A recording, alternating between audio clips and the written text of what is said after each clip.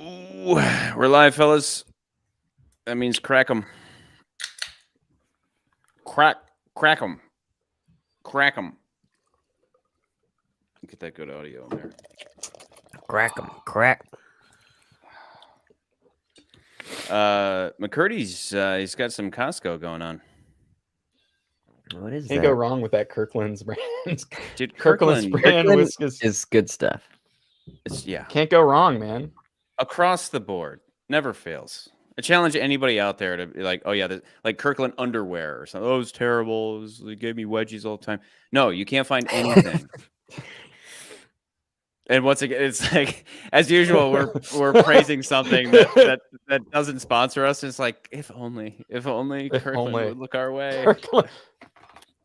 Please send us free underwear. If you can't pay us, send us free underwear, Kirkland please. brand sponsorship. I do find it weird Yeah. that they don't just call their store Kirkland's. They're like, no, we're Costco.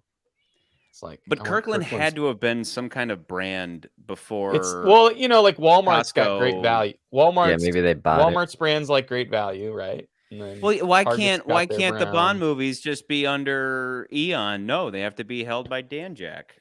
I don't know why the lawyers do it like That's this. a that's but a they do it. whole that has nothing to do. Look at that pour. Look at that. Not even a Basically Look at at a you. bar right now. Yeah. Look Oh, at you. yeah. A Cheers, little fellas. bar going on with that. Cheers, cheers. Hopefully Cheers. this is the last Bond novels broadcast. Hopefully. Hopefully. Are we like where are we? Is it the last book? I have no idea. We're still on OHMSS. Mm. But I think pretty early on. But what we talked about last time was how the problem with, as I have recently been referring to them, those obsessed with the movie OHMSS, they're like the flat earthers of the Bond fandom, because no matter how much evidence you give them of like, okay, I know you love this movie, but like it has these faults that kind of don't really lend to it being the most perfect, best Bond movie ever. No matter how much evidence you give them, they keep denying it. They're like fucking flat earthers. So anyway, point being that when it comes to the novels, I saw the movie a million times in my life, and then only recently read the book maybe a year ago when we started doing this with the novels. And everything we had to complain about regarding the film is fixed in the book, which doesn't make sense because the book came first. But the book does so much stuff better, even down to this first quote here. Again, these are just things that I highlighted as I was watching or reading for one reason or another, totally random. But this is Bond's in the clinic. It's like early on him being in the clinic. Bond closed the double windows, walked across to the thermostat, and put it down to 70. Ooh, 70. He was just about to reach for the light switch when there came a very soft tapping at the door. Bond kept his voice low. Come in. The door opened and quickly closed to within an inch of the lock. It was Ruby, I think who's the chicken lady. She put her fingers to her lips and gestured towards the bathroom. Bond, highly intrigued, followed her in and shut the door. Then he turned on the light. She was blushing. She whispered imploringly, "Oh, please forgive me, Sir Hilary, but I did so want to talk to you for a second." That's fine, Ruby, but why the bathroom? Well, she goes on to explain that there's microphones in every one of the rooms, and that's exactly what we said in the OHMSS episode, where it's like, shouldn't this guy be assuming that Blofeld's watching him everywhere he goes, and he's just rolling around trying to get it in? And yeah. Bond closed the double windows, walked across to the thermostat, and put it down to 70. Why is this repeating? Oh, sorry. My iBooks is malfunctioning. I tried to click to the next one. He gave her another long and, he admitted to himself, extremely splendid kiss, to which she responded with an animalism that slightly salved his conscience. Ooh. Now then, baby, his right hand ran down her back to the curve of her behind, to which he gave an encouraging and hastening pat. We've got to get you out of here. His bedroom was dark. They listened at the door like two children playing hide and seek. The building was in silence. He inched open the door. He gave the behind an extra pat, and she was gone. Bond paused for a moment. Then he switched on the light. The innocent room smiled at him. Bond went to his table and reached for the dictionary of British surnames. Windsor, Windsor, Windsor. Here we are. Now then, as he bent over the small print, an important reflection seared his spy's mind like a shooting star. All right, so sexual perversions and sex itself were a main security risk. So was greed for money. But what about status? What about that most insidious of vices, snobbery? So again, so sexual perversions and sex itself were a main security risk. So yeah, it just again adding to the idea of why was it when they adapted OHMSS they felt the need to have Bond banging everything, and all I can think is that it was like, well, because that's what people come to see. They want to see Bond have sex with beautiful women, so they changed the book to better reflect, I guess, a movie-going experience that maybe paid off in the short term, but in the long term just undermined everything they were trying to do with that movie. Hey, I have to Charlie, wonder if Peter Hunt was for it or So not. was this book written after the movies had started to be made? No. All the books were done. Okay. Basically, No. Ian Fleming the died books- when Goldfinger came out. No, not all the books were done because the books had started at. No, that's not correct. But what I'm saying though is No. like Secret Service would have been done well before the movie came out. That's my point. Oh If there's yeah, other weird that timing movie, things but with no, characters. as far as the books to movies go, the first movie came out in 1962, and then you had The Spy Who Loved Me. The book had come out. On Her Majesty's Secret Service came out in 1963 because he had pretty much written these back to back to back. Cordy says Secret Service came out after Dr. No. My movie. point would be that for every book, Yeah, the book came out first, then the movie. I don't give a shit if it's like staggered. I'm saying that Yeah. for every movie, the book had already come out. So Secret Service, the book comes out, and the adaptation sucks. I know everybody says that. Oh, it's the movie it's the best adapted Bond book ever. Bullshit. I've never Bullshit. heard anybody say that. I've always heard people have said From Russia with Love is the best one that's been adapted. Ooh, I like that more because maybe I've heard usual, that it's before. No, Like it's I the think hyper vocal Secret Service flat earthers who are always like, "It's the greatest! It's the greatest thing ever!" And I'm just like, "No, I'm sorry." I mean, I don't like opening old wounds, but I think when it comes down to why people like On Her Majesty's Secret Service so much is because it bends the formula, which we were used to for like 5 movies straight in. And so then you get a movie that's, again, I've said this way back 2 years ago, whenever we did that episode, but it was basically saying like, this is the movie that's like, oh, well, the formula has always been Bond goes to mission, saves the world, comes back. Yeah. Yay. It's the same It thing was over the and over first again. attempt at doing something with the character. That's But all it's good.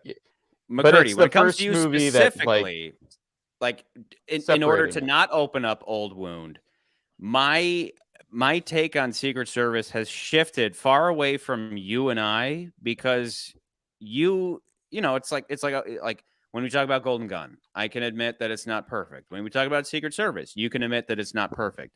But the flat earthers out there, the Secret Service flat earthers are like, yeah, everything's good. Everything about it is perfect. It's the great, and those are the crazy people.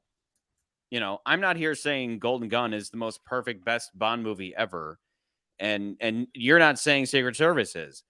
No, but I'm just saying. You and I can be honest about it. I'm talking about the flat fucking earthers. Yeah, I got it. I got it. I'm saying the reason why they're I think out a lot there. of people like Jesus Christ. They're coming for us. All right, I didn't think I'd have to get this out, but I had to get it out today.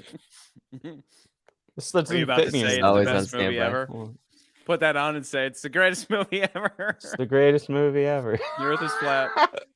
The Earth is flat. Okay. No, all I'm saying is I think people are fans of this movie, particularly because it kind of breaks the mold of the character and it tries to look at Bond in a different light than what we've been used to for X number of movies. That's all I'm saying. That's all I'm saying. Yeah, if you want that, Also, go watch Casino Charlie, Royale. Charlie, I think I think we're ahead of this. I think we're on You Only Live Twice, if I recall.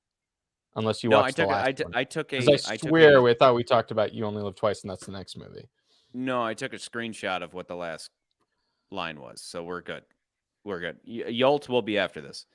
Next line. The velvety skin fluttered. Again, when I'm reading these, I don't know. They're completely out of context for me after years of leaving this alone. The velvety skin fluttered. She gave a small groan and reached down for his hand and held it. You do love me a little bit. That awful question, Bond whispered. I think you're the most adorable, beautiful girl. I wish I'd met you before. The stale, insincere words seemed to be enough. She removed her restraining hand. So it's like it's like Bond in high school. It's just like, yeah, I love you. I guess I can't remember why he was doing that, and I'm not even looking for context. I'm just moving to the next line. Quick, darling, said Bond urgently. The girl threw herself in under the wheel, pressed the starter, and the car was moving as Bond scrambled in through the opposite door. So this would be Tracy, and then the little like Chris Kindle Mart village. Bond looked back. Through the rear window, he could see the two men standing in the road. They would not shoot with so many witnesses about. Now they ran to the Mercedes. Thank God it was pointing up the hill towards St. Moritz. And then Tracy had done a controlled skid round the S-bend in the village, and they were on the main road that Bond had staggered down half an hour before. It would be 5 minutes at least before the Mercedes could turn and get after them. The girl was going like hell, but there was traffic on the road, tinkling sleighs full of fur-wrapped merrymakers on their way back to Postracina, an occasional car, its snow chains rattling. She drove on her brakes and her horn, the same triple wind horn that sounded the high discord Bond remembered so well. Bond said, "You're an angel, Tracy, but take it easy. We don't want to end up in the ditch." Some stuff goes on. Left here, Tracy, Philosur, and then Qua. The roads, I guess. She took the turning, in Bond's estimation, dangerously fast. She went into a skid that Bond swore was going to be uncontrolled. But even on the black ice of the road, she got out of it and motored blithely on. Bond said, "For God's sake, Tracy, how in the hell did you manage that? You haven't even got chains on." Some stuff. Satisfied? You look absolutely wonderful. But now, for God's sake, tell me how you happen to be at Samadin. It was a bloody miracle. It saved my life. All right. But then you tell... I'm not going to do voices. I've never seen a man look so dead on his feet. I couldn't believe my eyes. I thought you must be plastered. So Tracy thought he was drunk. I didn't highlight anything more from that. So that's just showing that, I mean, it really was just like a random thing. I remember it being like that in the novel where it's like, why is Tracy here? And I guess it was explained where it was like she had heard that he was in like that area. So Tracy kind of in like stalkerish fashion went to like see if she could find him, I guess. And they run into each other at random. And that's kind of the issue. The hard thing with adapting this novel is essentially that there is a lot of stuff going on in Bond's head. And that's my biggest gripe with the movie is that they didn't take that stuff and then vocalize it or visualize it in a way that was like showing that he's considering leaving everything for this girl or whatever. There's some elements of that, but not enough. And, you know, my point being that in the book, it's like a lot of just internal monologues with Bond and all that. But anyway, James, do I have to leave you now? It's been so long waiting for you, and I have done well, haven't I? Why do you want to punish me? Tears that would never have been there in the Royale days sparkled in her eyes. Tears that would never have been there in the Royale days sparkled in her eyes. She wiped them angrily away with the back of her hand. Just as a reminder, the reason why he meets Tracy is because in the beginning of OHMSS, Bond goes back to the Casino Royale because it's established that every year Bond goes back to the Casino Royale to live the glory of beating Le Chiffre. And in the process of doing so, he meets Tracy, which we'll get to in the latter Daniel Craig movies. I don't know why they didn't just do that, because they didn't use that element in the original OHMSS because Casino Royale wasn't a thing. So why the fuck did they not do that with Daniel Craig? But anyway, continuing on. Bond suddenly thought, hell, I'll never find another girl like this one. Like he says in the barn. She's got everything I've ever looked for in a woman. She's beautiful in bed and out. She's adventurous, brave, resourceful. She's exciting always. She seems to love me. She'd let me go on with my life. She's a lone girl, not cluttered up with friends, relations, belongings. Above all, she needs me. It'll be someone for me to look after. I'm fed up with all these untidy, casual affairs that leave me with a bad conscience. I wouldn't mind having children. I've got no social background into which she would or wouldn't fit. We're two of a pair, really. Why not make it for always? Bond found his voice saying those words that he had never said in his life before, never expected to say. Tracy, I love you. Will you marry me? She turned very pale. She looked at him wonderingly. Her lips trembled. You mean that? Yes, I mean it with all my heart. So I still think that scene in the barn is, the best, not the best scene of the movie per se, but so far as like Bond and Tracy are concerned, that's the best scene between them. And I don't know. There wasn't enough that built up to it, but. Did you say in the book that there isn't really any indication that he wants to leave the service? Or is that in the opening of the book, Bond is like, okay, in the opening of the movie, Bond's like, it's like, hey, Bond's out there looking for Blofeld, and then he's not. He's just going to casinos. He's fucking around. And then, but in the opening of the book, Bond is so bored looking for Blofeld that he's, in the first chapter, he's writing a resignation letter saying, I'm so fucking bored looking for Blofeld. I'm done. I'm going to go, work in a gas station because this is stupid. I don't know what I'm doing anymore. And then he kind of just discovers Tracy because he goes to the Casino Royale and all that, and ends up not submitting the letter. But in the movie, they took that element and kind of twisted it to where it's like, okay, Bond tries to quit, but Moneypenny's like, you didn't really want to quit, did you? Like, they muddied it. And that's my point, is that everything that was done so well in the book was fucked up in the adaptation. Like, they really fudged the adaptation. And even down, I mean, what was Patterson's biggest problem with the movie? Well, it was Bond's dick getting him into trouble, and that's not in the novel. Like, the novel's great. I mean, I really like McCurdy. I really think you should read it. I think as a flat earther, I really think you should read it. Got it. Okay. Anyway. Do you have any comment on anything I've read so far? No. I mean, there's just quotes in the book, right? I mean, yeah, you've said like there's like just little quotes things. In a book. Just quotes in a book, bro. That's it. I mean, everything you've read is in the movie, right? The driving. Yeah, but it's better in the book. But it's better. Whatever, dude.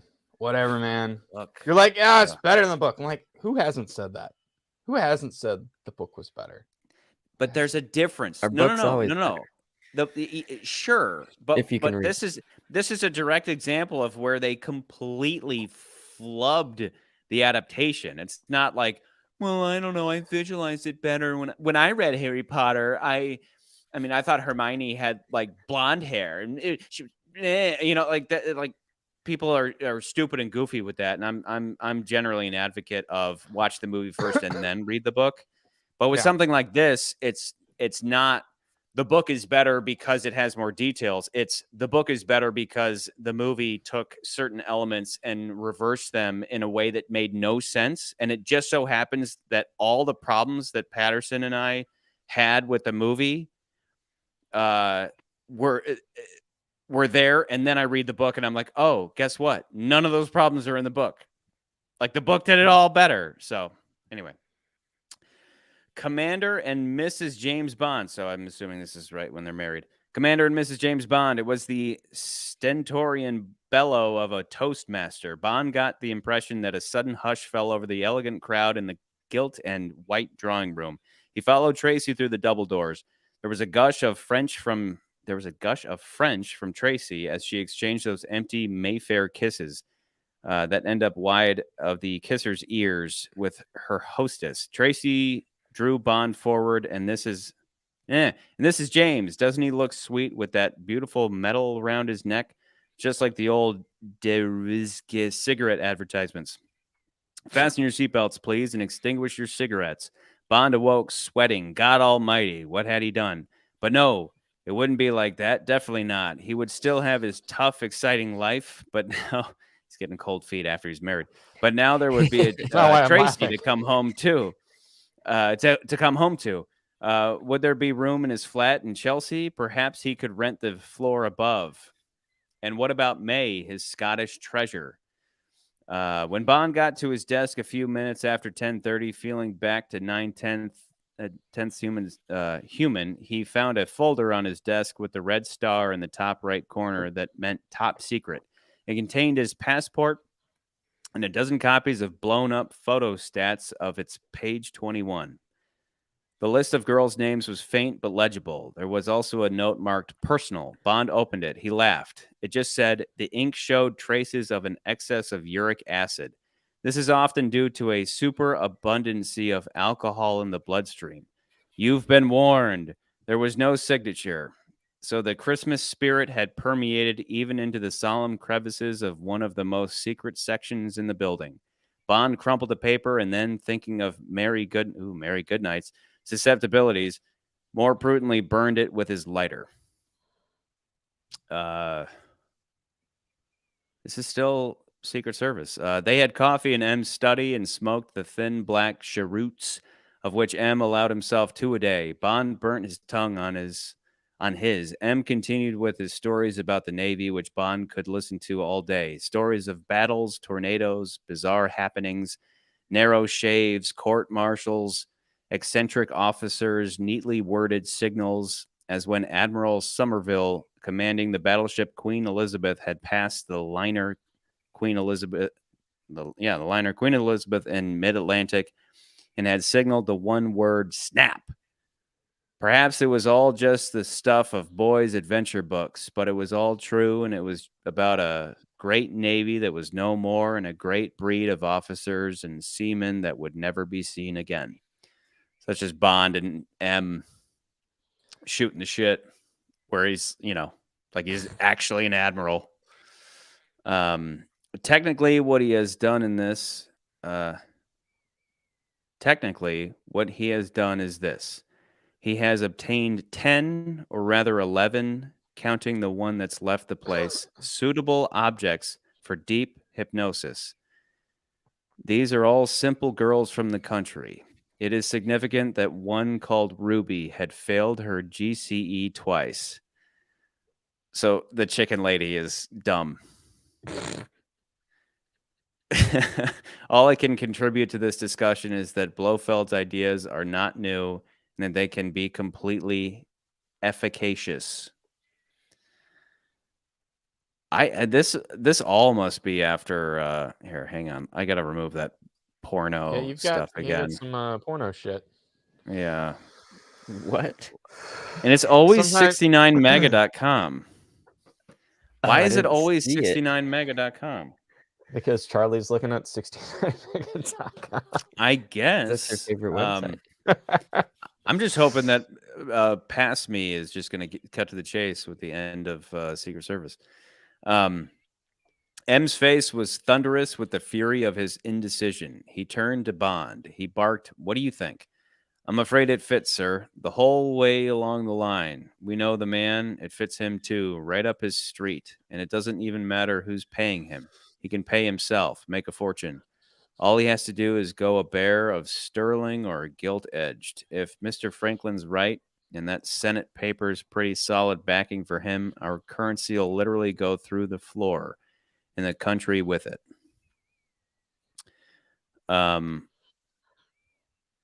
I think he hasn't. I can't remember if the novels. It probably doesn't follow exactly as. I mean, there's only chapter. I don't even know what chapter, but point being that maybe I can't remember if maybe he doesn't get married at the end. Maybe he gets married and then they do stuff with Blofeld. Anyway, it had come as Bond knew it would. He took a deep pull at his whiskey and put the glass carefully down. He began talking urgently, persuasively. As he expounded his plan, M's face sank deeper and deeper in gloom. And when Bond concluded with, "And that's the only way I can see it, sir. All I need is 2 weeks leave of absence. I could put in a letter of resignation if it would help." M turned in his chair and gazed deep into the dying flames of the log fire. Okay. I think what happens, again, I'm cobwebs, dusting them off.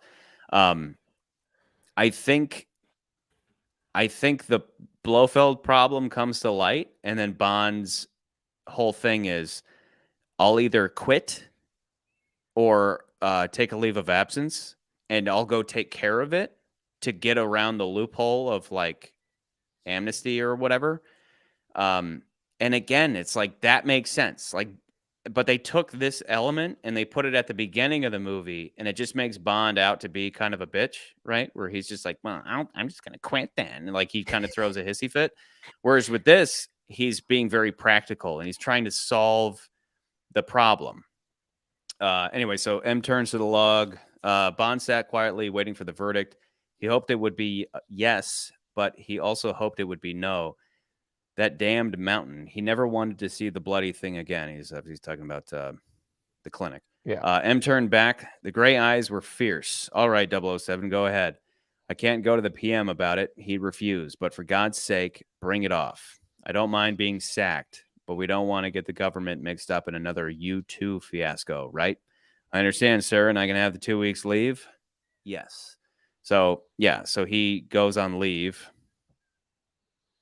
to take care of business. What's a U2 fiasco? There was a U2 flight that was shot down over, I think, Russia. I think we used to send U2 flights out of Japan to spy on the Russians, and there was a U2 flight that was, it's like a surveillance plane where then it was shot down and it became like an international incident and all that. So again, jumping in at random. Now I'll make a deal. If you'll come along and change my dressings, I'll take you down and buy you a drink. Just one. And 3 for me. And that's the right ratio between men and women, all right? Wilco, her receiver went down. It hurt like hell, and Bond couldn't prevent the tears of pain from squeezing out of his eyes. She kissed them away. She looked pale at what she had seen. You're sure you oughtn't see a doctor? I'm just seeing one. You did it beautifully. What worries me is how we're going to make love in the proper fashion. Elbows are rather important for the man. Then we'll do it in an improper fashion. Oh, yeah, those elbows. Then we'll do it in an improper fashion, but not tonight or tomorrow. Only when we're married. Till then, I'm going to pretend I'm a virgin.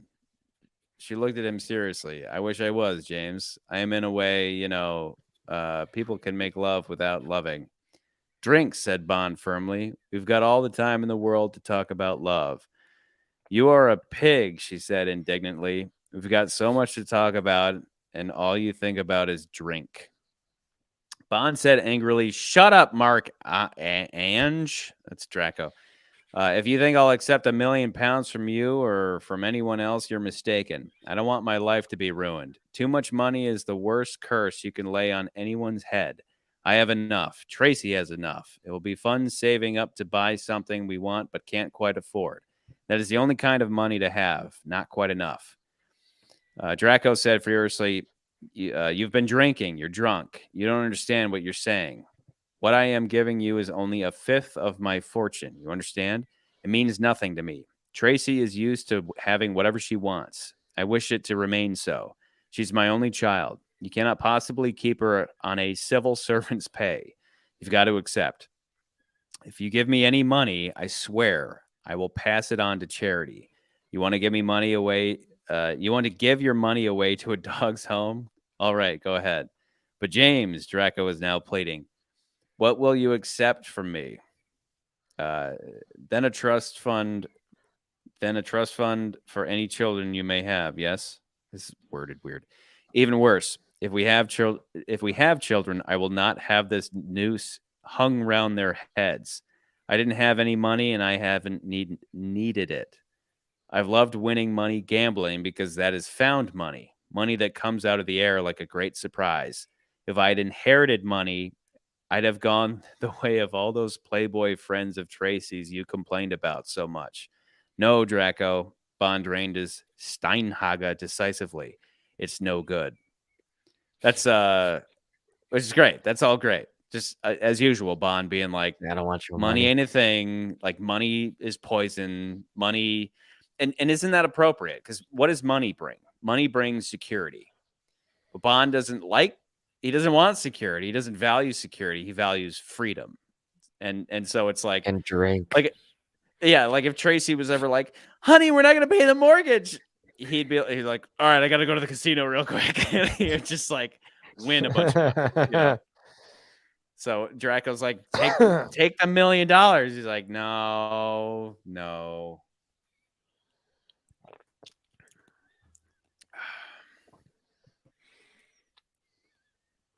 Hey, McCurdy. What's up? What are you Hi. doing? What's going on? I can finish this chapter off, but oh wait, this is the end of the book. Hang on, one more then. Oh There's my a god! red car. So okay, there's a red car coming up fast behind. Do you want me to lose him? Oh, no, man. said Bond. Let him go. We've got all the time in the world. This is death. Anytime somebody says that, somebody dies.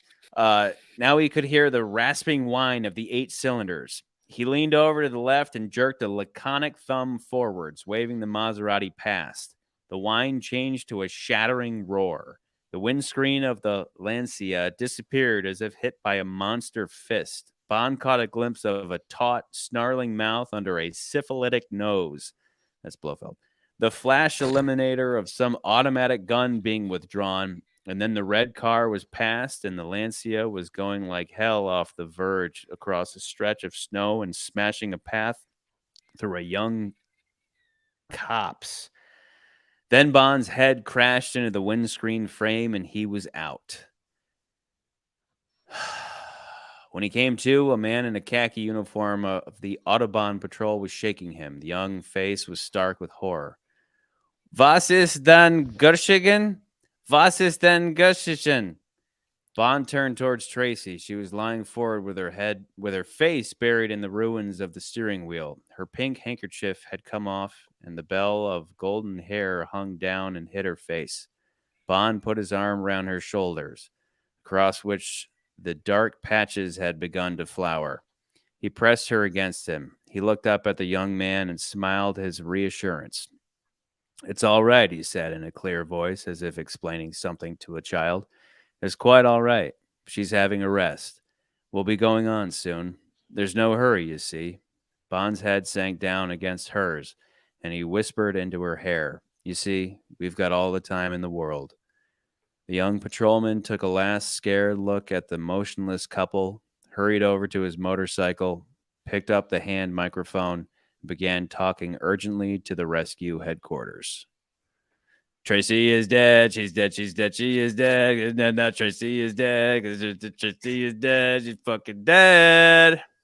Was she driving in the movie? She was. No, because remember, and like the steering wheel is on the other side for those Brits, so she was on the left. Which is the passenger It sounds seat. like in the book though she was driving. Said her maybe face she was buried in was. the steering wheel. Like I don't know how it would be Yeah. buried in the steering wheel if she wasn't driving. Yeah, she was lying forward with her face buried in the ruins of the steering wheel. So, like I said, I don't understand why Bond is always letting Tracy drive for him. But apparently, even at the end here, do you want me to lose him? Oh, yeah. So 10 minutes later, Tracy said, there's a red car coming up fast behind. Do you want me to lose him? So, like, Tracy's driving again. God. Well, there you go. There you go. If Bond would have been driving, he would have caught the fucking bullet and not Tracy. So if Bond would have Maybe they were listened to trying to kill me Bond, not her. and not exactly. Well, of course they were trying to kill Bond and they killed her instead. If Bond would have listened to me and had not slipped up and, done his usual thing where he's like, I'm driving, motherfucker, his wife would have survived and he would have been killed. What Well, a that just selfish goes asshole. to show you how much he loved her. He probably He wanted her to found the die. one woman he would let drive him. No, he wanted freedom. He wanted Blofeld to kill her so he could go back to banging strangers and saving the world. Anyway, so the opening to You Only Live Twice is you only live twice. Once when you are born and once when you look death in the face. That's pretty badass. Versus where it's like they told me you were assassinated in Hong Kong. Yes, this is my second life. You only live twice, Mr. Bond. Instead of that bullshit, we get you only live twice. Once when you are born and once when you look death in the face. Was that in the lyrics of the song? If only. Well, please Bond tell has our lived many dainty lives and then. distinguished audience that I propose to rub your honorable nose in the dirt at this despicable game and thus display not only the superiority of Great Britain and particularly Scotland over Japan, but also the superiority of our queen over your emperor.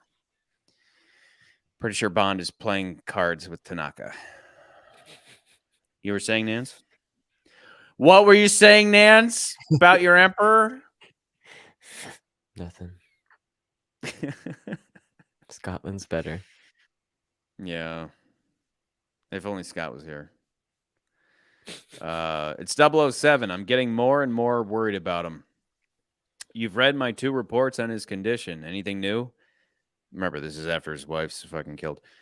No, just the same. He's going slowly to pieces. Late at the office, skimps his work, makes mistakes. He's drinking too much and losing a lot of money at one of these new gambling clubs. It all adds up to the fact that one of my best men is on the edge of becoming a security risk. Absolutely incredible considering his record. So, and just FYI, if it sounds like things jump around a lot, they do. In the novels, they jump around a lot. So the first chapter would be him playing, like hanging out with Tanaka. And then they jump back to like, how did we get here? So anyway, Sir James Mullany shook his head with conviction.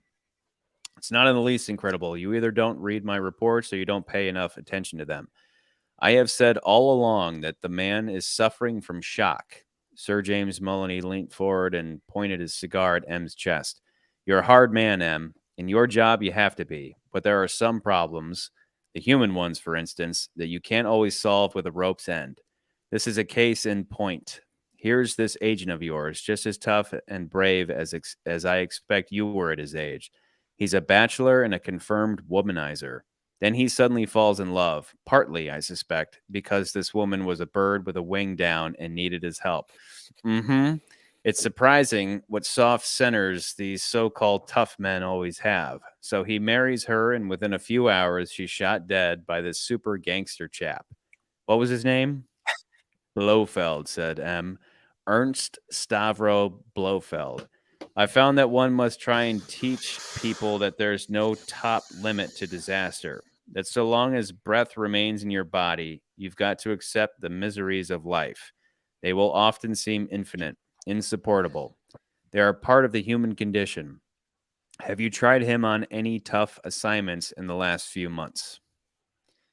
So what they kind of figure is like, we're going to send Bond on an impossible mission, and he'll either come back cured of this or he'll be killed. Either way, our problem will go away. So You Only Live Twice is a fantastic book. I recommend it just as hard as Secret Service. Yeah. Whenever What's you this guys about have him? comment, huh? What's this about the 7? I'm going through the Wikipedia, like skimming through the synopsis to kind of get a better idea, because the books obviously are different from the movies. So what's this about he's renumbered 7777? Oh, I don't even know. Read it. Can you read the synopsis? Because that doesn't. Just says Bond is subsequently renumbered 7777 and handed an impossible mission, convincing the head of Japan's secret intelligence service, Tiger Tanaka, to share a decoding machine codenamed Magic 44, and so allow Britain to obtain information from encrypted radio transmissions made by the Soviet Union. In exchange, the Secret Service would allow the Japanese access to one of their own information sources. Yeah, and that's the trade. The trade is again, it's like giving Bond this impossible task, and it's like we know that the Japanese kind of play things close to the chest, and so Bond goes and just parties with Tiger until Tiger's like, I love you. I give you a secrets. Like it's great. But I don't remember the 7777. I don't know what the hell that is. So it sounds like it's a minor detail. So it's not that big a deal. Yeah. The state of your health, the state of the weather, the wonders of nature. These are things that rarely occupy the average man's mind until he reaches the middle 30s. It is only on the threshold of middle age that you don't take them all for granted. Just part of an unremarkable background to more urgent, more interesting things. What were those things? I better start worrying about them. That was the state of your health, the state of the weather, the wonders of nature. Right. Yeah. So I'll be ready. Yeah. Appreciate. You know what I'm saying? All right. Bond took his unusual. Sorry. Now this is giving me actual chapters. Chapter 3. Bond took his usual place across the desk from M's tall armed chair. He noticed that there was no file on the expanse of red leather in front of the chair, and the in and out baskets were both empty. Suddenly, he felt really bad about everything. About letting M down, letting the service down, letting himself down. This empty desk, the empty chair, were the final accusation. We have nothing for you, they seemed to say. You're no use to any of us anymore. Sorry, it's been nice knowing you, but there it is. So he goes in, he's like, I'm gonna get fired. Like I've been just trying to get fired, essentially, or just not being present, and he expects to be fired, and instead it's like, we're sending you to your death, so you better buck up. Which is awesome. I mean, that is so awesome. Does he think, thanks, that's okay, cool. Can you imagine that? Like, you think you're going to get fired? You've been crappy at your job, so. Yeah, so you need to go to Mordor and destroy this ring. Like, these people like Tiger. Ooh, we're talking about Japanese people. These people like Tiger, who's an absolutely top man in Japan, don't think in terms of days or months or years. They think in terms of centuries. Quite right when you come to think of it. And, oh, God, the porn's back. Get out of here, porn. The porn's back. God damn it. The porn's back. Block user. Whoa, well, how's it showing up on the StreamYards thing? What? So it has... Oh, because I must have accidentally clicked on it. Are you about to stream 69 Nobody click it. Yeah, nobody click it. Please, nobody click it. How do we get that off? It's the most embarrassing live stream of any Okay, show. there we Is go. it just going to be there the whole time now? Oh, that's why, because I clicked on the comment. Okay. Here, we'll that's cool. Wait. We can click on people's comments? Apparently, yeah. So there's K1. Wait. Oh, you can click on it. I can't click on it. Yeah, apparently this whole time I should have been doing that when reading comments. That's cool. Yeah. Somebody comment something naughty and I'll click on it and it'll show for everybody. Sounds familiar. Anyway, yeah, reading that line though about the Japanese thinking not in terms of days, months, or years, but centuries. I'm just going to say one word. China. Moving on. But did I talk a lot of crap last night, or did you seem to recollect that one of us did? Okay, so again, this is Oh, this is Henderson. This is the guy who got stabbed in the back, right? Oh, okay. It's QWERTY. I like sexy time. Was it it was a throwing knife sort of thing in the movie, right? Well, he just got stabbed in the back through the wall. Just through the right? paper door thing. Okay. You only gave me hell about the state of the world and called me a poofter, but you were quite friendly about it. No offense given or taken. Oh, okay, so that's right. So Bond goes to Japan, and his first contact is that guy, and he's like this horrible drunk. And so you only gave me hell about the state of the world and called me a gay boy, is what he's saying. But you were quite friendly about it. No offense given or taken. Oh, Christ! Dicko Henderson gloomily pushed a hand through his tough, grizzled hair. But I didn't hit anyone? Only that girl you slapped so hard on the bottom that she fell down. Oh, that, said Dicko Henderson with relief. That was just a love pat. What's a girl's bottom for anyway? And so far as I recall, they all screamed with laughter, including her, right? How did you make out with yours, by the way? She looked pretty enthusiastic. She was. You got to read these books. You got to read these books. So I'm going through the synopsis again. Okay. Right. And as I'm reading this one paragraph, I'm like, okay, that sounds really fucking cool. Which obviously, as I'm reading this, I'm like, oh, okay. So I see that Die Another Day was meant to be a pseudo taking On Her Majesty's Secret Service, and You Only Live Twice. Sorry, I can't listen to you anymore. I'm curious if WM is for real. Don't tell us if it's for real or not. Let me live with the glory of I had a threesome while Diamonds Are Forever was on. That's probably because that movie sucks. They're like, well, what else can we do? Oh, shut up, Nans. It's fantastic. Plenty O'Toole. He was given Plenty O'Toole to two different babes when Did we talk about we talked about how Connery was actually sleeping with both of the women in that film. Exactly. That's what I'm saying. That's why it was appropriate that he would have a threesome. That makes sense. He was sleeping with both women. Yeah. So no, wait. Sorry, yeah, I interrupted you. Go ahead. No. So I'm like reading through this. I'm like, okay, this makes like Die Another Day, or not Die Another Day. Sorry, No Time to Die. I'm like, oh, I see. They were taking On Her Majesty's Secret Service and elements of No Time to Die and like bringing things back from the books to actually like do them again. But as I'm reading them, I'm like, okay, this sounds actually really cool. So it says here, let's see. Tanaka asked Bond to kill Dr. Guttram Shatterhand. Shatterhand. Shatterhand was, if you remember, that was when before No Time to Die came out. Shatterhand was going to be the name of the movie, or like the code name for the movie, and so people were like, but that's and that is what they did. I mean, they took all the last part they took You Only Live Twice, which is You Only Live Twice whole thing. I think we already talked about this on a live stream. We did talk about it. We're gonna do it again. But yeah. The whole thing is that we're gonna send you, Bond, on this impossible mission.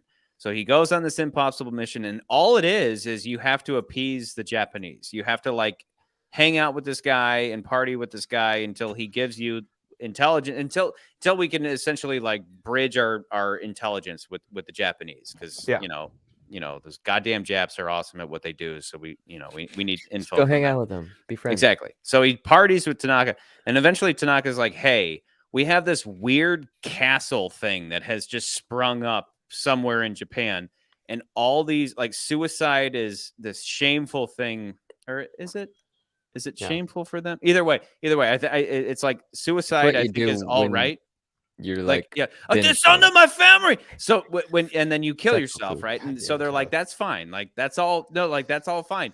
But it's too much. This Shatterhand guy has this weird castle where all these people are going to kill themselves, and it's too much. He's like he's like messing up our culture. Bond, which is weird, I want you to take him out. So I'm reading that. I'm like, yeah. okay, yeah, that's what that whole thing. Who would the YouTuber that got in trouble a couple years back because he went to this suicide forest. Yeah. There's a suicide forest in Japan that is like notorious for people going there to kill themselves. Yeah. And so I'm like reading that. I'm like, oh, okay, I see that Fleming took that element, which apparently was still a thing back in the 60s, or was a thing back in the 60s, and put that in this book as well. So I'm like, Yeah. okay, that's interesting. And then, but I guess he looks at the photo and it's Blofeld and Irma Bunt, right? And he's like, wait a minute. He's like, I'm pretty sure that's Blofeld. Yeah. And it's like kind of unclear. And the whole thing is that in this castle, which is it's like Shatterhand is this botanist, and Shatterhand is Blofeld. Shatterhand is this weird botanist guy who is in a castle of death. When you go to this place, all the plants are poisonous. There's 1,000,001 ways to kill yourself if you go there. So all these suicidal people go there.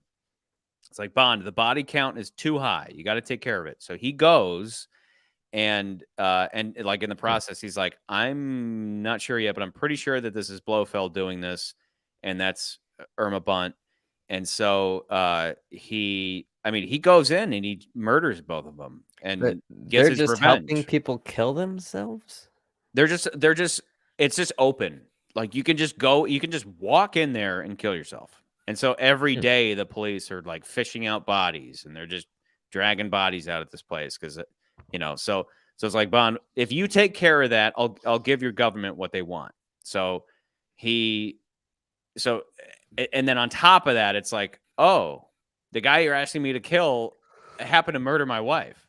So it's deeply coincidental, but it's great. I mean, it's just great. It's fantastic. But as I'm reading that, I'm like, oh, I see how Blofeld. No. This book comes after. So Thunderball, right? So it's Thunderball, and then Secret Service, and then You Only Live Twice. So it's like Thunderball introduces Blofeld, and Bond beats him.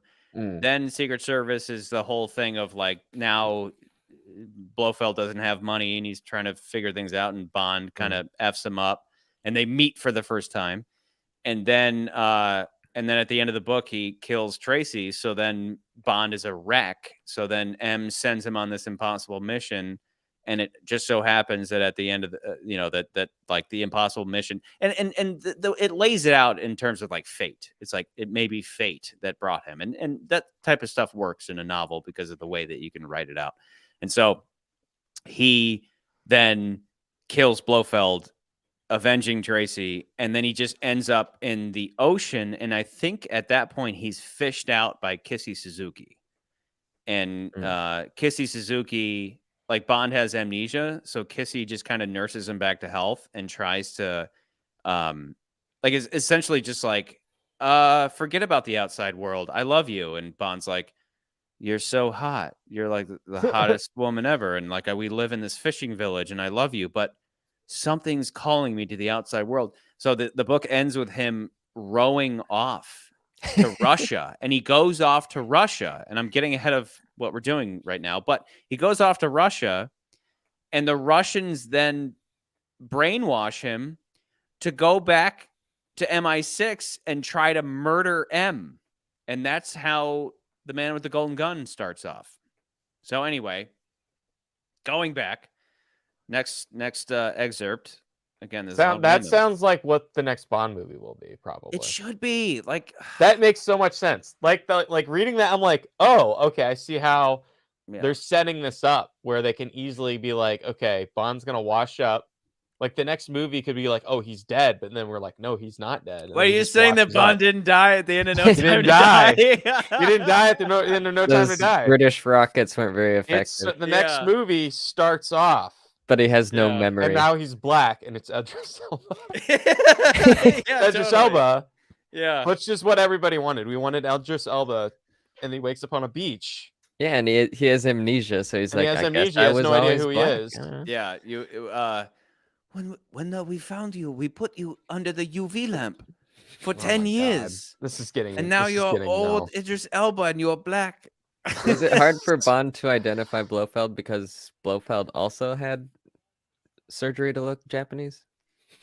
No, in the book it says he wears samurai armor all the time. He's wearing he's not wearing samurai Like a armor. He's nerd. wearing like a knight's armor. Yeah, but that's what it So he says in the walks around the castle in knight's armor. So it's like, Yeah, how it would do I be- assassinate that would be this guy? samurais. He's just samurai LARPing armor. all the time. No, like a knight. Like I think he's wearing. It's samurai armor. No, I think he's wearing like King Yeah, Arthur's court. Yeah, in Armor. Japan, in feudal Japan, a knight would have Two been different a things. samurai. Two different things. I've seen The Last Samurai. They don't look like Uh-huh. So then you know about seppuku. Oh, totally. Yeah. Seppuku. Yeah, Okay. they yell that before they do it. All right. But is this not a picture of the life that is being officially encouraged in your own country? Tiger Tanaka's face darkened perceptibly. For the time being, he said with distaste, we are being subjected to what I can best describe as the Scuola de Coca-Cola. Baseball, amusement arcades, hot dogs, hideously large bosoms, neon lighting. These are the part of our payment for defeat in battle. They are the tepid tea of the way of life we know under the name of the Mokurasu. They are a What is frenzied happening? denial of the official scapegoats of our defeat, a denial of the spirit of the samurai, as expressed in the kamikaze, a denial of our ancestors, a denial of our gods. Our American residents are of a sympathetic type on a low level of course. They enjoy the subservience, which I may say is only superficial, of our women. They enjoy the remaining strict patterns of our life. The symmetry, compared with the chaos that reigns in America. They enjoy our simplicity with its underlying hint of deep meaning, as expressed, for instance, in the tea ceremony, flower arrangements, no plays, none of which, of course, they understand.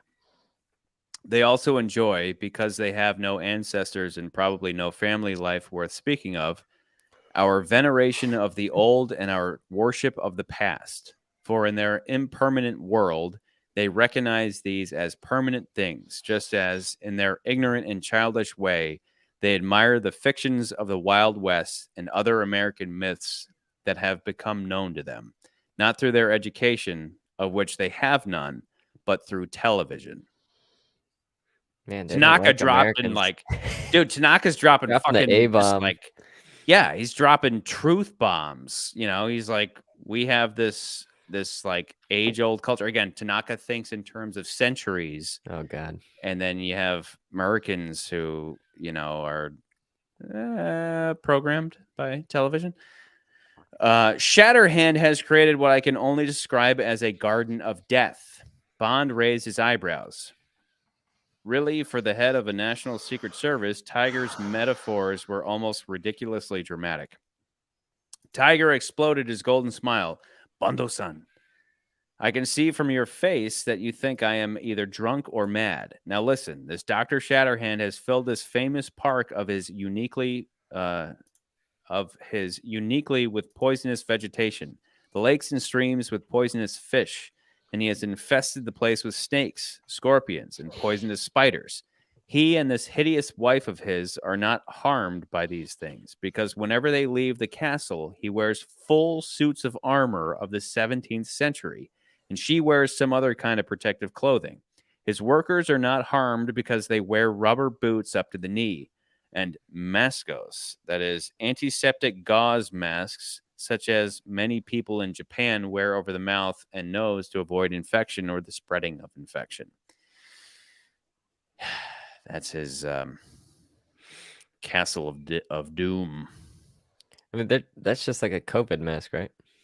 Basically. Yeah. It's okay. Japanese people have always done that. Oh my God, the But it's- porn's War back. masks. Yeah, God, it's interesting you say though about the television stuff, because it's like that's very common in Japanese culture now, is to watch as a family, to sit around and watch TV. Yeah, 'Cause they're it's all like being they're slowly in the- brainwashed like us.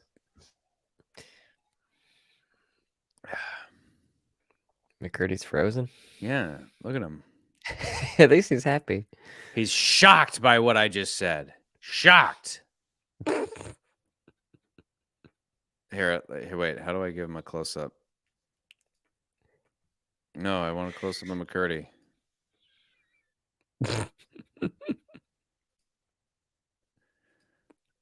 How do I shift to it? It'll only do you. There we go. There we go. Yeah, what, McCurdy? What do you have to say? What you got to say? Anyway, I'm going to move on to the next line.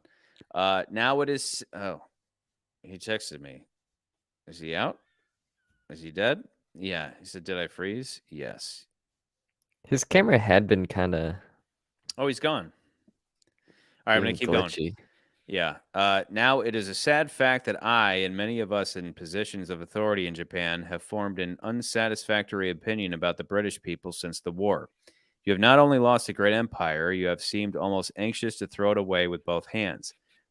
All right, he held up a hand.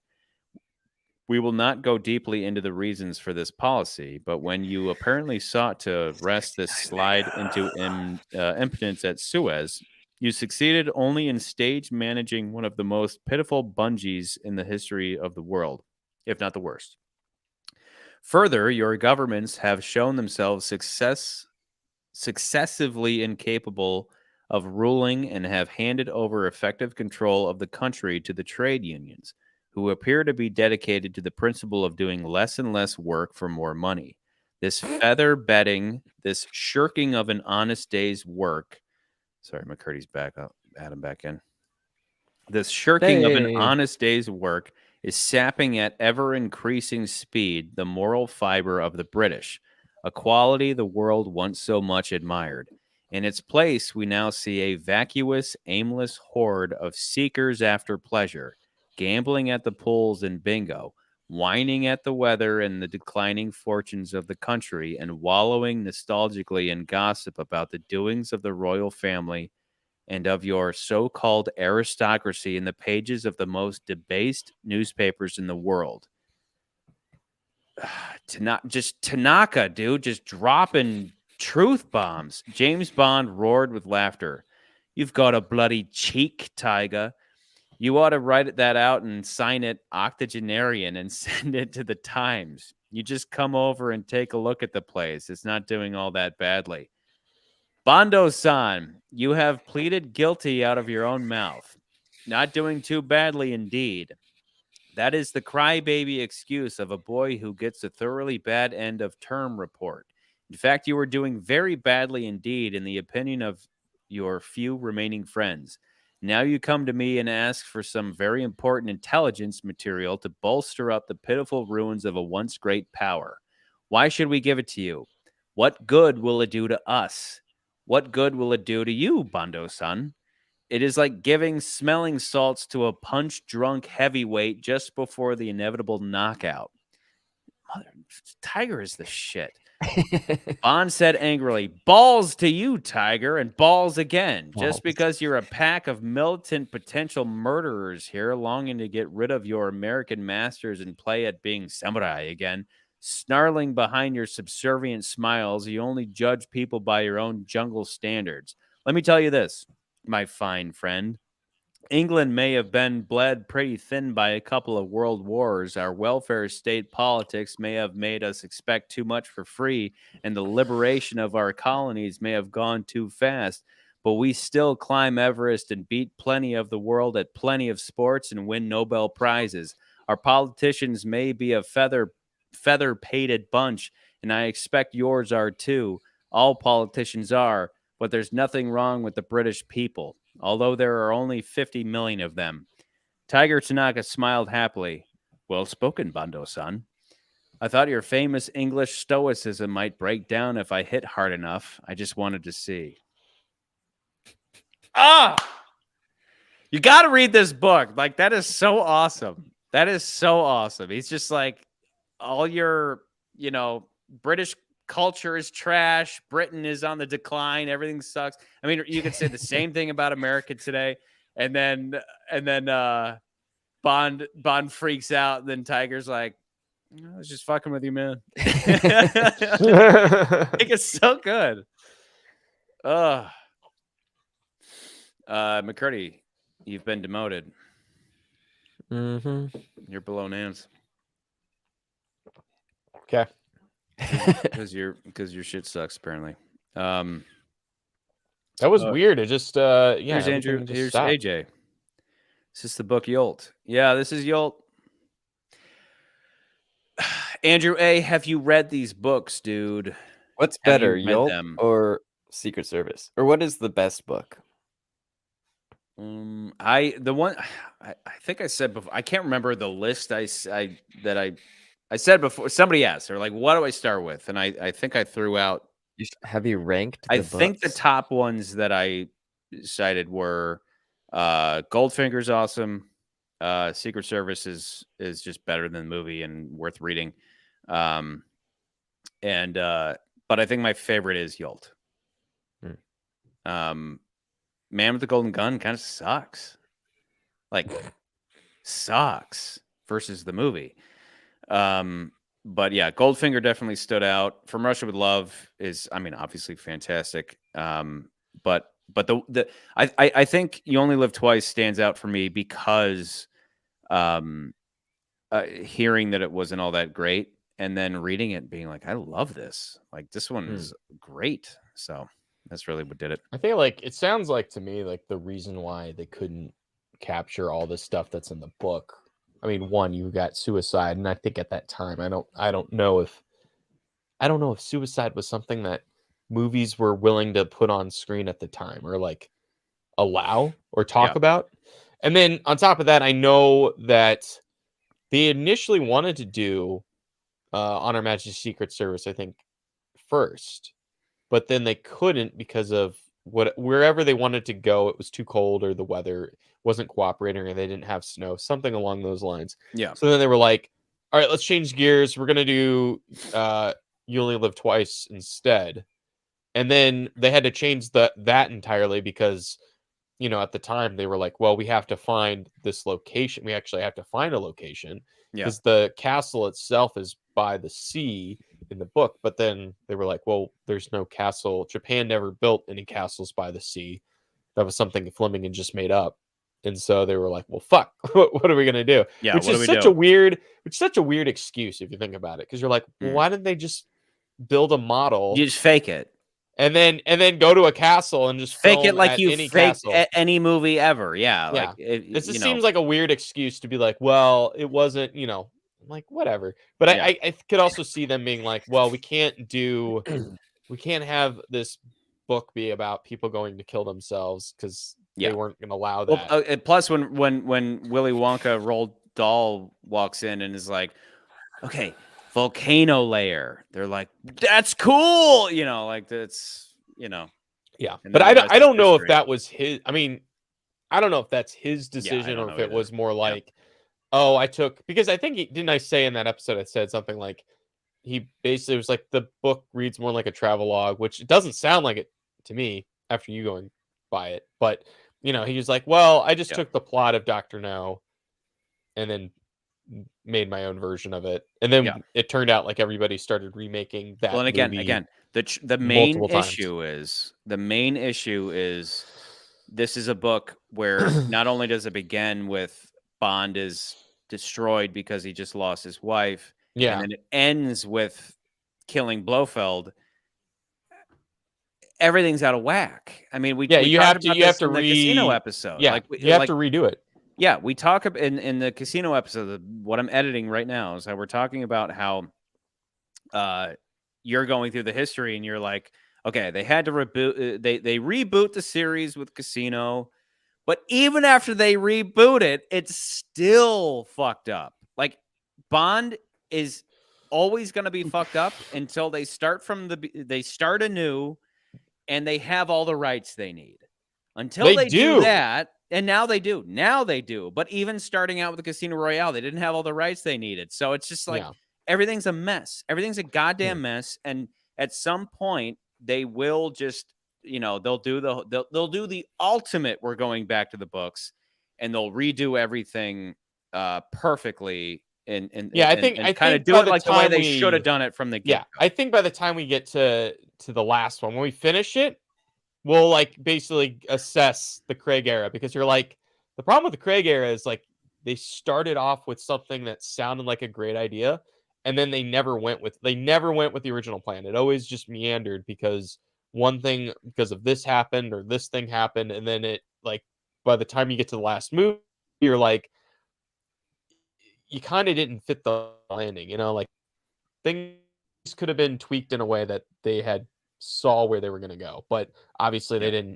they didn't do that. So it's unfortunate. Yeah, it's unfortunate, and it's just like you got to keep moving. Got to keep But moving. I think, but then again, also I think it's just because we're like an audience that expects like Marvel film level of like structure, and you're like, oh well, it's this is all leading to Infinity War. Dude, if to get back to the book, if Tiger Tanaka was producing all of these, he would have thought not in days or weeks or months or years. Qwerty, he would have thought in centuries. He would have thought in centuries. Yes, Qwerty. He didn't. Qwerty, it's not. Yes, it is. It's Kevin's fault. All his fault. It's not all his fault. Son of a bitch, Kevin McClory. He's part of the issue. Yes, he is part of the issue, but it wasn't. He's the biggest part of the issue, though. He's the biggest part. No, not necessarily. Because you got to remember, like the next movie we talk about. Yeah, but she did a lot. She did a lot. Yeah, it wasn't just Yoko. She did more than anybody else, though. That's Kevin McClory. I don't think it's all of his fault, but I do think he's a part of the problem. I think another part of the problem was them not being like, oh, well, maybe we should just stick to the plan and do the next book.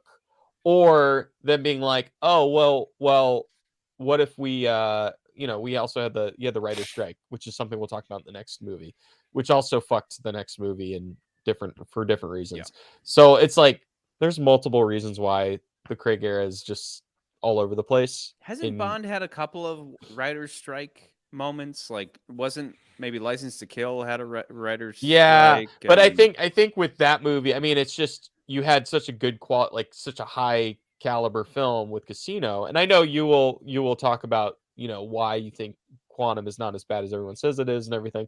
But like, that was part of the problem, is that they were going into the movie like writers to fix any of the things that we need to I remember hearing so that. We're just kind of going off like, that. Before the movie came out, everybody was like, what's going to happen to Bond? Because it's the writer's strike and all that.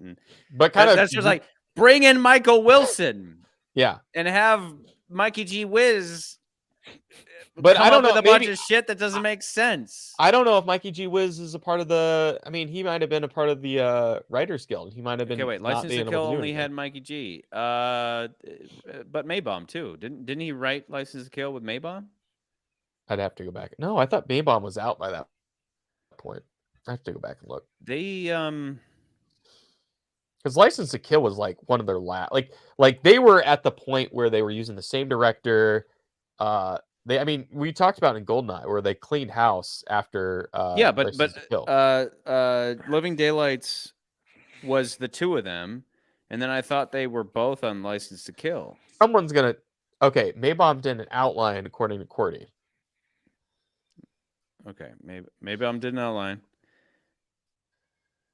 And then Mikey G filled it out. Some people say writer's strike. Okay, it does say written by. It does say written by. Wait, read that line from Andrew. Some people say writer's strike ruined Quantum, but there must have been a cameraman strike too. That's good. Smart. Good. That's why it was so shaky, because they gave it to Barbara. Barbara's like, how do I hold this thing? That was Mikey G. Wiz, actually. Didn't know that, actually. This is exciting. Shake the shit out of it. It's exciting. Yeah, you're right. It was, it says here, Mabom did write License to Kill. Okay, Mikey G filled it out. Wait, okay, so the same writing team from Living Daylights did License to Kill, correct? That's what that would mean. Possibly. Cut to the horse race. We need to see the horse race. Yeah, it's the greatest example of shoot the rodeo is in Quantum of Solace. It's like, just keep Keep cutting back to that. Fill out the running time. Come on. I can't Anyway. wait till we watch that movie. Yeah, We haven't clearly even I got don't it. remember this movie that well. I am. I looking don't. forward to It is very forgettable. Dude, AJ and I have, who's Andrew A. We have been like, apparently we jive on most stuff. He's gonna fucking hate me. Well, he disagreed with my take on License to Kill, which is cool. But then he's gonna fucking hate me when I stand up for Quantum because that's like super low on his list. And which, like, sure. My whole thing though is it's just criminally underrated, where I don't think it's a horrible piece of shit. For me, it's like Majora's Mask. You know, it's like a unique follow-up to what you could argue is a masterpiece, right? Ocarina of Time and Casino Royale. But Yeah. anyway, the gleaming orange and silver express slid to a stop beside them. Tiger, I think they're riding. They might be on Tiger's like super secret. That train. was cool. That was something I Um, liked in the movie. It was the train, and it was like, Yeah. yeah, it's got my own private train, and Tiger's is awesome. That's Like cool. everything about Tiger's awesome. And then Cool. and there's like, Bonsan, do you want to fuck some Japanese pussy? You know, like he's the shit. He's Jesus the Christ. shit. Tiger barged his way on board. Bond waited politely for 2 or 3 women to precede him. How much? When he sat down beside Tiger, Tiger hissed angrily. First lesson, Bando-san. Do not make way for women. Push them, trample them down. Women have no priority in this country. You may be polite to very old men, but to no one else. Is that understood? Yes, master, said Bond sarcastically. And do not make Western-style jokes while you are my pupil. We are engaged on a serious mission. All right, Tiger, said Bond resignedly. But damn it all. Tiger held up a hand. And that's just another thing. No swearing, please. I need to. So many rules. I need to do the full bore. Oh, and that is another thing. No swearing, please.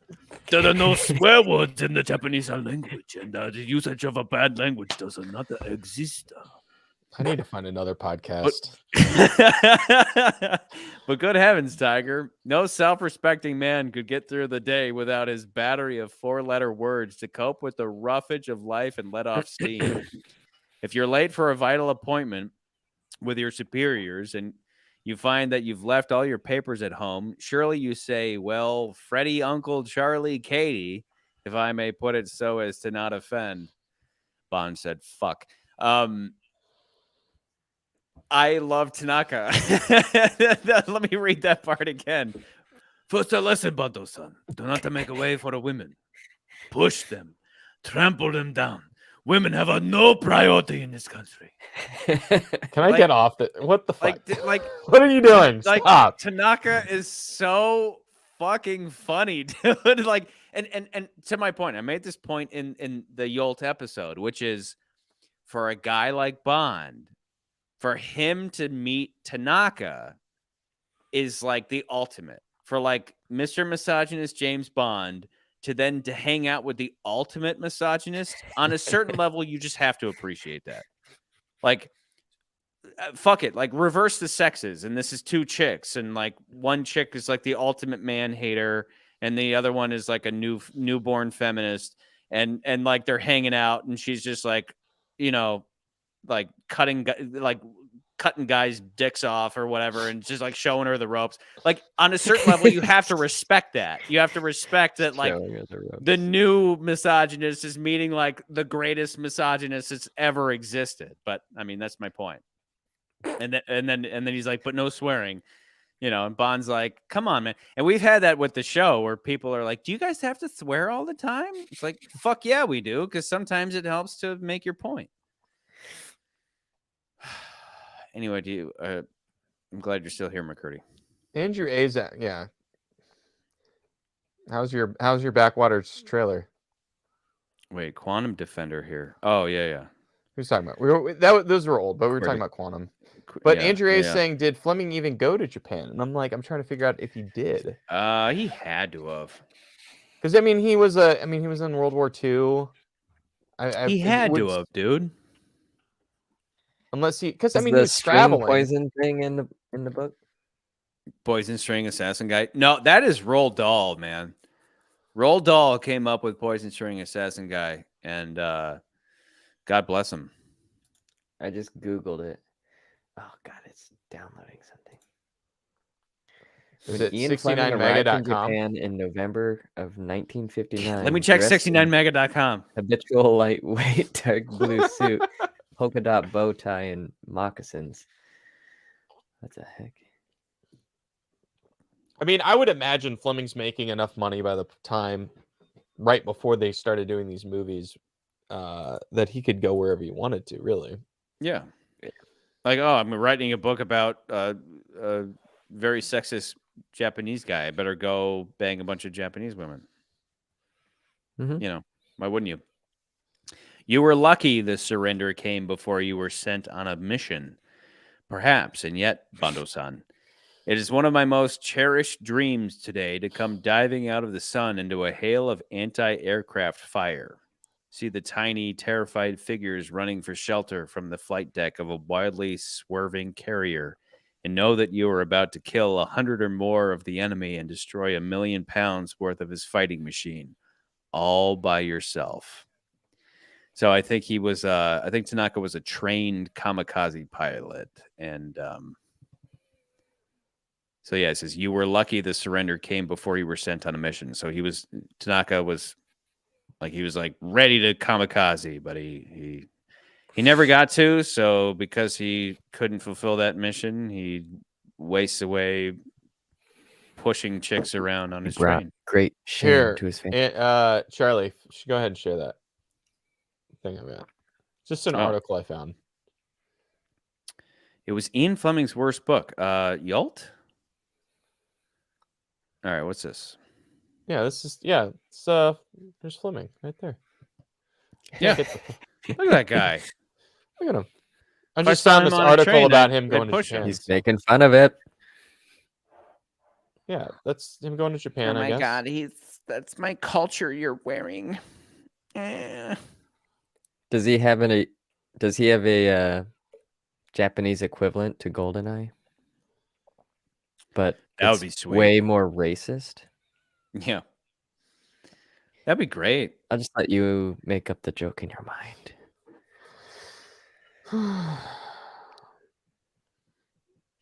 Are we looking for anything? Are you gonna? No, read I any was of just this? scrolling looking through at it. pictures. No, I was just scrolling through it because I mean, Right here. someone Andrew Let A was Judah- asking I'll if he ruin could go to Yalt. Japan. Holy shit! Andrew A was asking Fleming's if he had face gone. dude Describing had a why great Yolt is the time there. worst. Yeah, go back to Fleming's face. Can you? I mean, he's like full on can't- smiling, right? Yeah, I can't get into that photo. I don't know why it won't let me. Just control. What is that building? Open image in new tab. There we go. Yeah. Oh, he's No, cute. Control scroll up. He's so cute. Look at him. That looks like me when I go to Japan. Look at it. Let's look at his sandals. What's he got going on? Oh, they just you look go. like loafers. He looks like he's got his loafers on. Yeah. Huh. That'd be fun. Nans, when are you going to take us to Japan? Where do you want to go? Now? Now? Let's all go to No. Japan and get some sushi. Yeah. Yeah, do We'll they go have good hang out with sushi my in uncle. Japan? Yeah, they have sushi there. Is it good? I don't believe you. Yeah. Food All right. is- Finally, after much crossing out and rewriting, he said, Tiger, how's this? It makes just as much sense as old Basho, and it's much more pithy. He read out. Oh, yeah, he challenged Bond to write a poem. So Bond writes, you only live twice, once when you are born and once when you look death in the face. So that's Bond wrote that. But I think like Is it a Fleming haiku? stole it. Yeah. I think Bond stole or Fleming stole that from somebody, I think, but he like made it where it's like Bond wrote that. I think at the beginning of the book when I read it, it was like accredited to somebody. But anyway, Japanese, none of your Japanese brainwashing, more sake. And answer my question of yesterday. Why weren't those men disabled by those terrific slashes to the groin? What might be of some practical value to me instead of all this waffle about poetry? Tiger ordered the sake. I want to He learn how to laughed. take the ball kicks. That's what he's talking about. He's like watching these guys get punched in the balls. He's like, how do they do that? I think he explains that they Teach me that. they suck their balls up into their, into their pubic cavity. Tiger ordered the sake. He laughed. Unfortunately, you are too old to benefit. I would need to have caught you at the age of about 14. You see, it is this way. You know the sumo wrestler? I can It teach is they 14-year-olds who how to play invented with their balls. Yeah, exactly. It is they who invented the trick many centuries ago. It is vital for them to be immune from damage to those parts of the body. Now, you know that in men, the testicles, which until puberty have been held inside the body, are released by a particular muscle and descend between the legs. Bond says yes. Well, the sumo wrestler will have been selected for his profession by the time of puberty, perhaps because of his weight and strength, or perhaps because he comes from a sumo family. Well, by assiduously massaging those parts, he is able, after much practice, to cause the testicles to re-enter the body up the inguinal canal down which they originally descended. My God, you Japs, said Bond with admiration. You really are up to all the tricks. You mean he gets them right out of the way behind the bones of the pelvis or whatnot? Your knowledge of anatomy is vague as your appreciation for poetry, but that is more or less so, yes. Then before a fight, he will bind up that part of the body most thoroughly to contain these vulnerable organs in their hiding place. Afterwards, in the bath, he will release them to hang normally. I have seen them do it.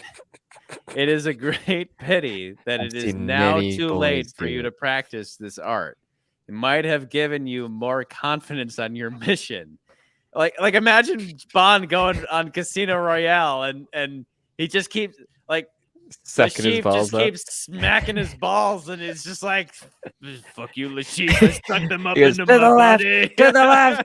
And then he sucks the balls up. Yeah, just like whack-a-mole. Exactly. It is my experience that agents fear most for that part of the body when there is fighting to be done or when they risk capture.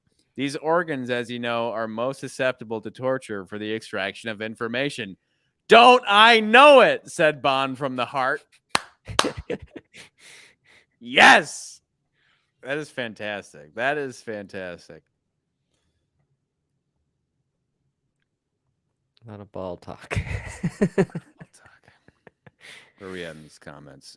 Andrew, what you got to say? Wow. So that scene in Golden Gun, that guy should have been immune to the ball scrunch attack. Wait, Golden Gun in the movie? The scene in Golden Gun, that guy should have been immune to the ball scrunch attack. Oh, when he was like twisting his diaper? the sumo wrestler and his yeah. Big plot hole there. That sumos don't have balls, according to Tanaka. Or they hide them well. Okay. As I saw from the man who fell into the moat, then what do? You hide up in the grounds and wait for an opportunity to kill him. How you do that is up to you. As I told you, he goes about in armor, Blofeld. A man in armor is very vulnerable. You only have to knock him off his feet. Then you will throttle him with the ninja chain you will be wearing around your waist. If his wife is with him, you will throttle her too. She is certainly involved in all this business. Anyway, she is too ugly to live.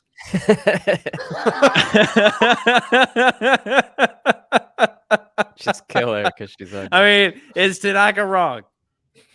That's is he wrong? The meanest thing you could say. Is he wrong? You could say to anybody. She's too ugly to live. Good God. I fucking love Tanaka. So mean. And the whole demonic concept was on Blofeld's usual grand scale. The scale of a Caligula, of a Nero, of a Hitler, of any other great enemy of mankind. The speed of execution was breathtaking. The expenditure fabulous, the planning down to the use of the Black Dragon Society, meticulous, and the cover as impeccable as the Peas Gloria Clinic, which less than a year before Bond had helped to destroy utterly. And now the two enemies were lined up again, but this time David was spurred on to kill his Goliath, not by duty, but by blood. Not by duty, but by blood feud. And with what weapons? Nothing but his bare hands, a 2-inch pocket knife, and a thin chain of steel. And that's the whole thing. Bond's like, just going to go in and avenge Tracy, which we never see. I mean, even that. Like, So they don't give him a samurai sword? That'd be great. Like I pointed out in that episode that Irma Bunt, we never see her again, you know. But that was what was so cool about reading this book was I was like, finally get to like account for Tracy's death. Like we're gonna go fucking not just kill Blofeld, but Irma Bunt. She's too ugly to live.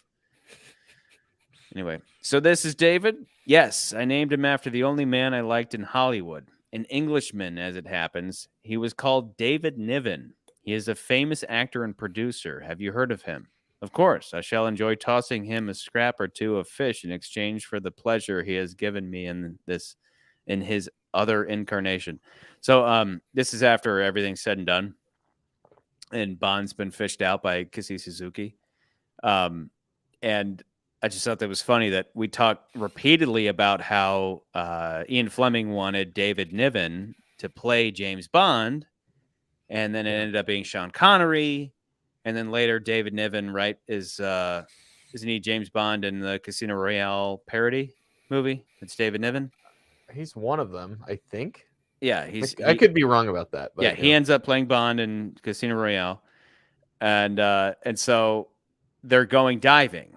Bond has amnesia at this point. He's going diving with Kissy Suzuki, and who like had Hollywood connections, and so the whole premise is that she met a bunch of people in Hollywood. So when they're diving, when she's like teaching Bond how to dive for fish or whatever, she names the fish different things. So she's like, this fish is named David Niven.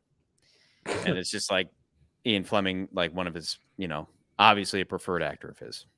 Yeah, but he had, there was another name. He named somebody in Casino that he's like, oh yeah, it's this is the actor who I'd want Bond to play because he has like the scar on his face. He wanted David Niven. No, it's before. Well, this is before he was casting. I think this was some actor from the 50s or 40s, not from the 60s. But I think it was one of those things where it's like it wouldn't be practical at that point in time because he was too old or whatever. The actress died. What is this? WM. What does that mean? The actress died. What does that mean?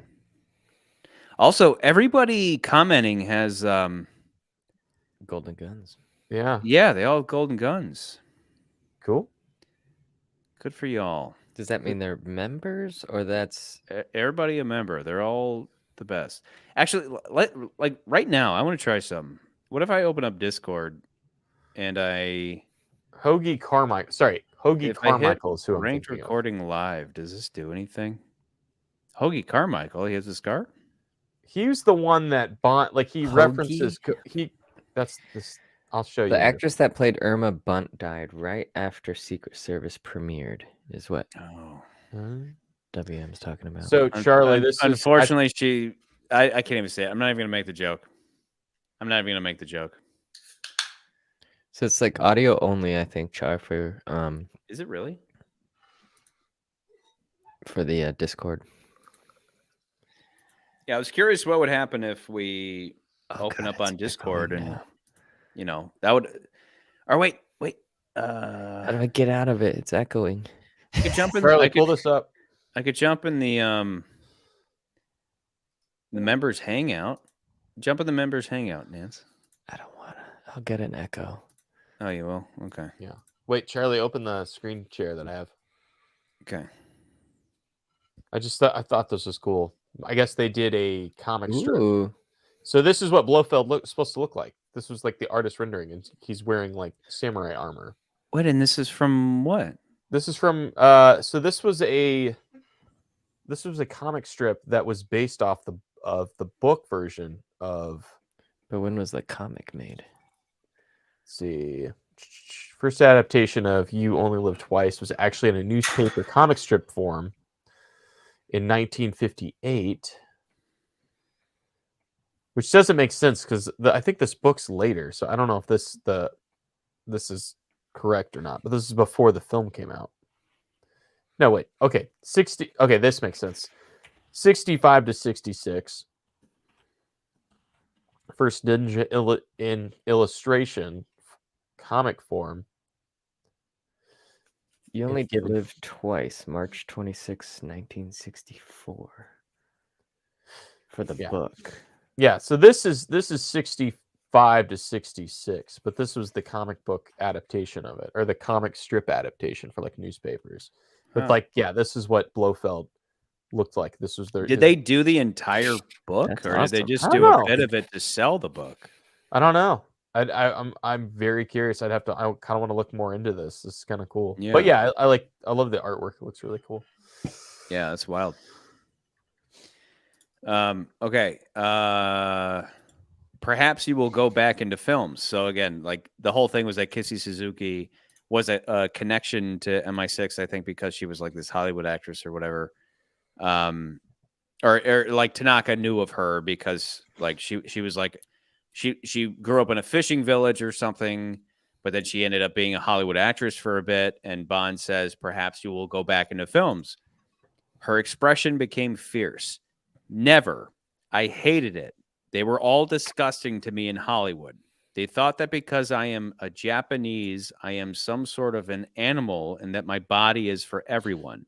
Nobody treated me honorably except this David Niven. She shook her head to get rid of the memories. No, I will stay on Kuro forever. The gods will solve my problems. Just goes to show that the fucking Weinstein thing isn't new. I don't know why, but when you read the line, she shook her head to get rid of the memory or whatever, I thought of Austin Powers going, "Adi adi." Oh my god. Adi adi adi adi. Twins, Basil. Twins. Okay, so I definitely have like a something of a double up from Discord, but I don't think anybody's hearing it, right? Yeah. See, I'm in the member David hangout. Niven I just sounds silenced like a you good in guy. Discord. Silenced you. Maybe I'll mute myself. Well, what's the point of that? No, I'm here. I'm hearing. And I'll unmute it. And then I'll put a thumbs up. How about that? Just turn my volume all the way down if you're getting an echo from me. I think I'm good. All right. I don't know. Fuck you. Anyway, of course, the man was mad. A year earlier, the usual quiet tones that Bond remembered so well would never have cracked into that lunatic Hitler scream. And the coolness, the supreme confidence that had always lain behind his planning. Much of that seemed to have seeped away. Perhaps, Bond hoped, partly because of the two great failures he, Bond, had done so much to bring about in two of Blofeld's most grandiose conspiracies. So I think this is like as he's murdering him.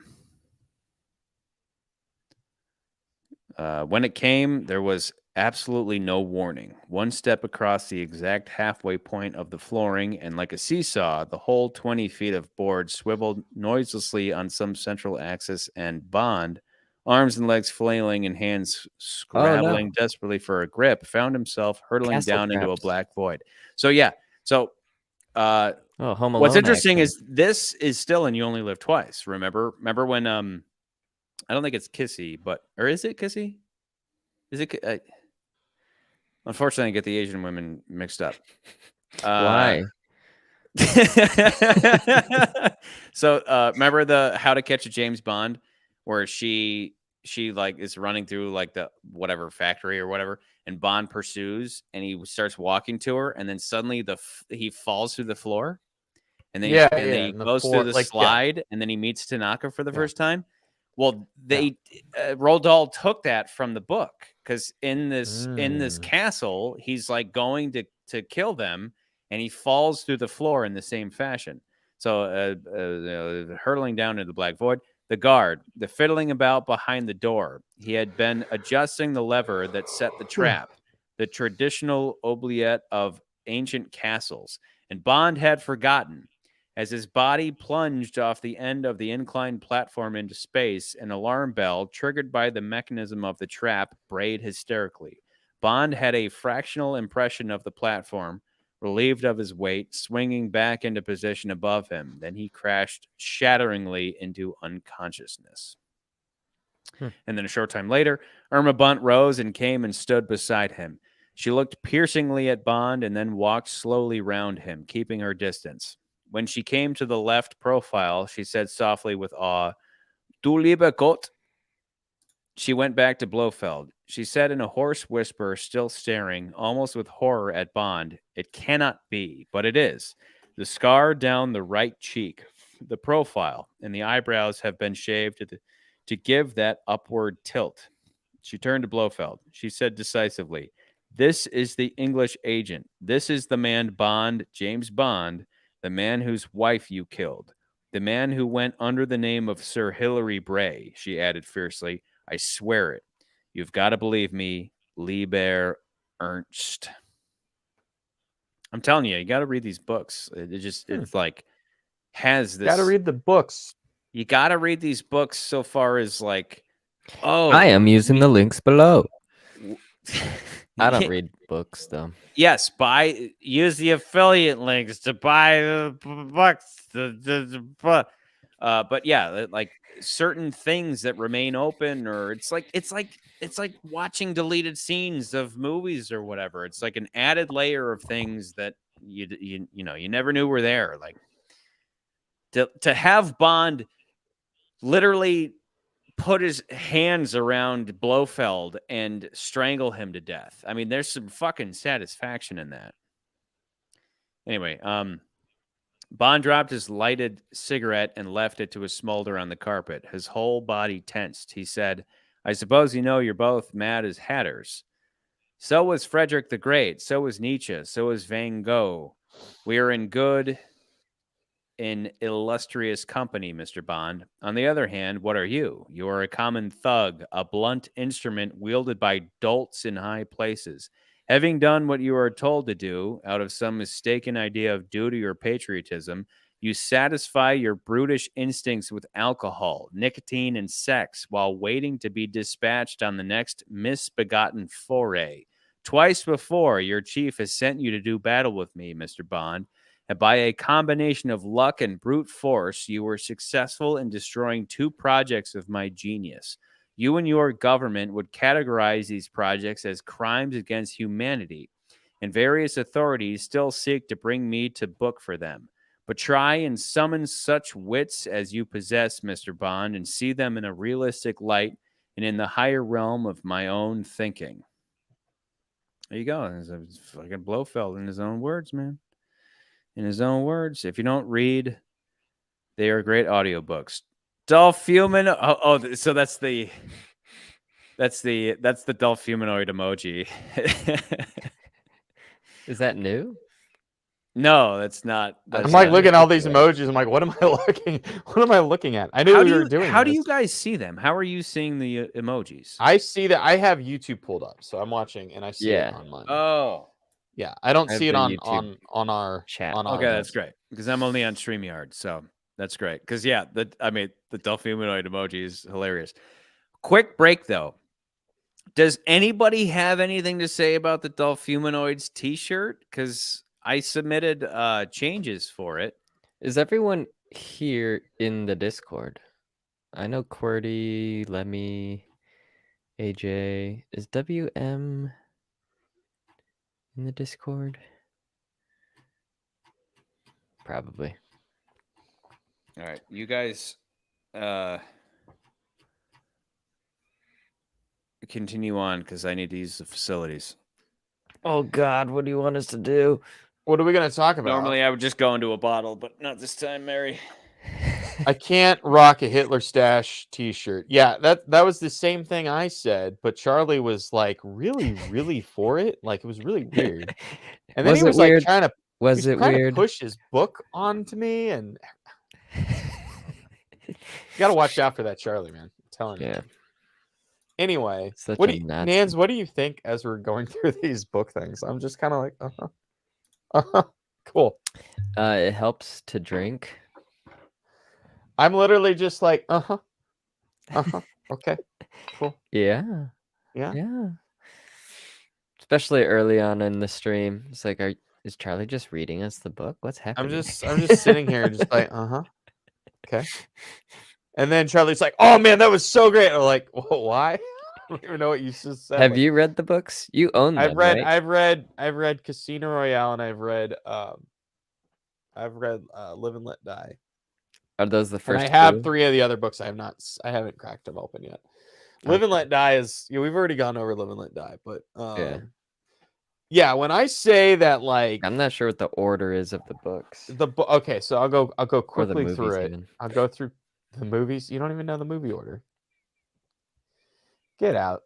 Get fucked. Come on. The Casino's the first, right? Casino's the first. Okay. But like, I think the thing that we kind of talk about is Are they pretty short? They're 200, 250 top pages. Goldfinger's 318. I'm looking through page counts as I'm scrolling through here. So the thing about it is that when you go through the book orders, like that idea that we were talking about, like, oh, what if all the films, like, there was a master plan? When you read the books, it feels that way because he wrote them as if, like, oh, this one ends and then this leads to the next book, and it kind of like each book kind of leads to the next one. So there are like little things in the end of the books that it's like, oh, well, then this thing's gonna happen in this next one, but that's not always. I can't rock a Hitler stash T-shirt. Yeah, everybody has commented on that Charlie so far. So Charlie specifically requested the Hitler stash. Bullshit. But what I did do was the artist was like, "What do you want to make?" And I sent him a whole bunch of Nazi propaganda. And so, okay, I wasn't sure what you meant earlier. So when he you added a Hitler stash.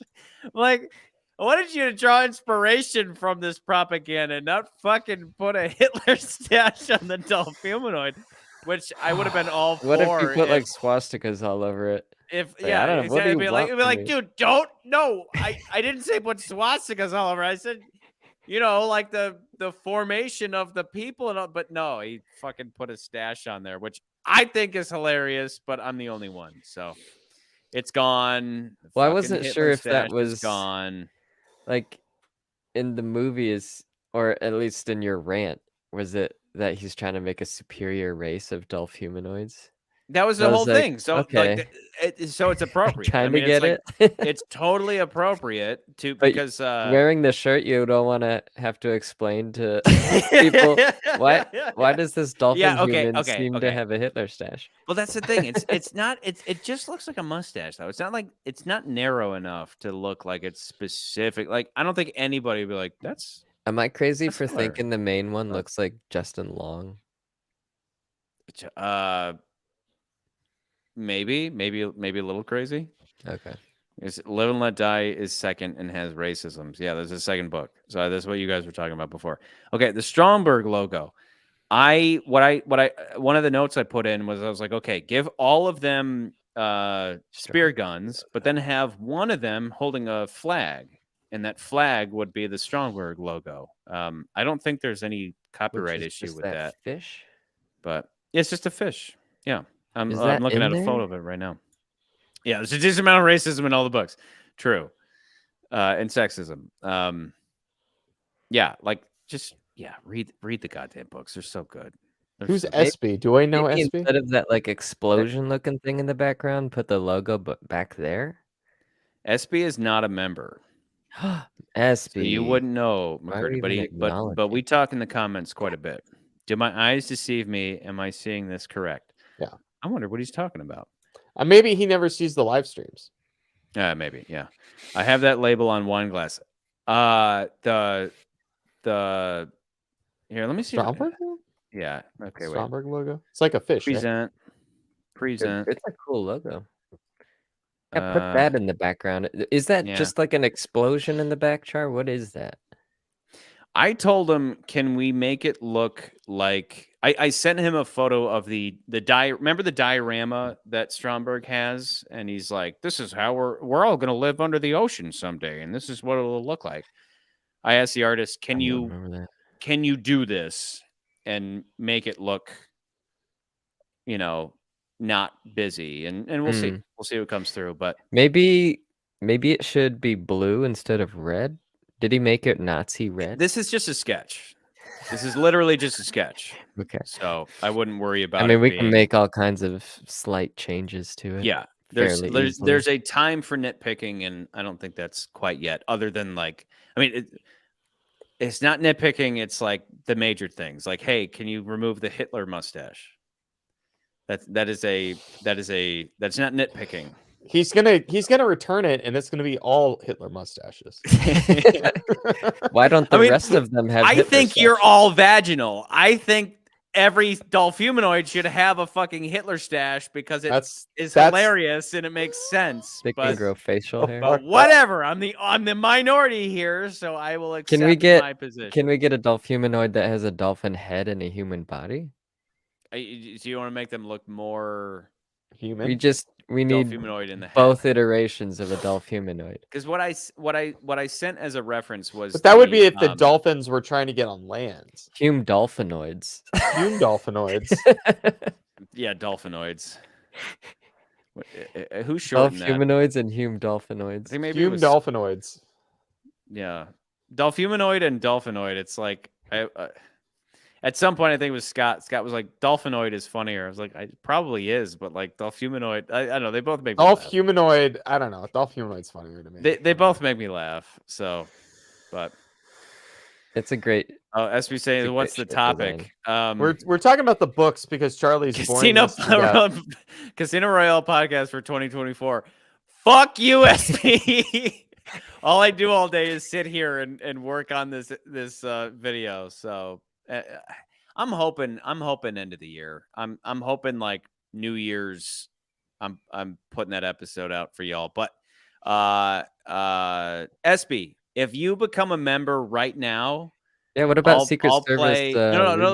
Listen. If SB becomes a member right now for $1, I will play the rough cut of the opening of the casino episode. Oh yeah. I have proof. I don't think I've ever mentioned it. I might have to mention it now or later on. If anyone's on Android and you have that Google opinion rewards, you answer the questions and they give you like 15 cents every time. You can use that Google Play balance for your membership. That's what I do. Oh, so you just answer questions and then they give you money? Yeah, Google just be like, "Hey, did you go to Target?" And I'll be like, "Yeah." Do you have your receipt? Hold on. No. I like SB's how much money do you make? 15 cents. I like SB's comment. That's insane. You guys are heading into the Craig era. That's commitment. It's insanity. That's what it is. Yeah. Well, yeah. That's. I mean, insanity. We've been doing this for now 2 years. We should have been done. If we had done what we had started out to do, I wonder if I can tip week to week, we would have been done in July of like 2021. Yeah, basically. But we weren't. I'm gonna try something, Charlie. I'm gonna try to send a super chat with that money. Has it been 2 years? Because I can't even. Yeah. Because we started this January of 2021. The days go by for me, and I can't even. We're heading into 2023, so bound to be some huge What's fights. A super sticker? Send an animated. McCurdy. I'm putting all this work in. When the fuck are you gonna do a fucking ranking? Andrew A. A bracket? Bond girls. Yeah, a bracket. Oh, yeah. We should do a bracket of okay. We'll do a bracket of the Bond girls then. That's cool. Let's do it. Well, Char, you clearly should be ranking the books, right? Are you ranking them as you go? No, I'm not ranking the books. No. That's stupid. I'm just talking about the books because the books. But I would say it's harder to rank the books because you're not. I mean, it's you have to experience something for like 6 to 8 hours versus experiencing it for 2 hours and then going back and like looking at it. Yeah. The question is if we do a thing over with all the Bond girls, the problem becomes it's going to be a bigger bracket. It's not a problem, but it's going to be a larger bracket because some films have multiple Bond girls. Some films have one Bond girl. Some Bond films have 3 Bond girls. So Okay. we'll see. But that'd be fun. I'd Yeah. be down for that. What? Okay, let me make sure. Okay. That's Yeah, probably not more visible. rankings. Anyway, can you see? Did you super You chat? can't see. No, I'm about to though. Oh, do it. But I can choose my Google Play balance, which is Okay. what those Google Opinion rewards adds to. Okay, so what Nans is saying is do a bunch of surveys to make money and then send that money to us. I doubt anybody's going to do that. I'm just but, saying it's but possible to do that. If anybody has a heart, they will. So I can feed my daughter. I answer short I don't have. surveys on this app. Google pays me for my answers. I use that to be a member of this channel. And All right, keep Yes, Slimmy figuring is it out. God. That's the idea. We'll do a March Madness Bond girl, March Madness, Yeah, there you go. all the Bond girls. Dude, that's I'll have- perfect. It's gonna be tricky. It's gonna be a bigger bracket than what are whatever. we doing? I'm not paying attention. It's gonna be a Okay. big bracket. I'm going to We're do have one to go more through every 'cause single Bond. McCurdy's going to go to Betty by soon. So let me do another one. Is it not possible to finish this?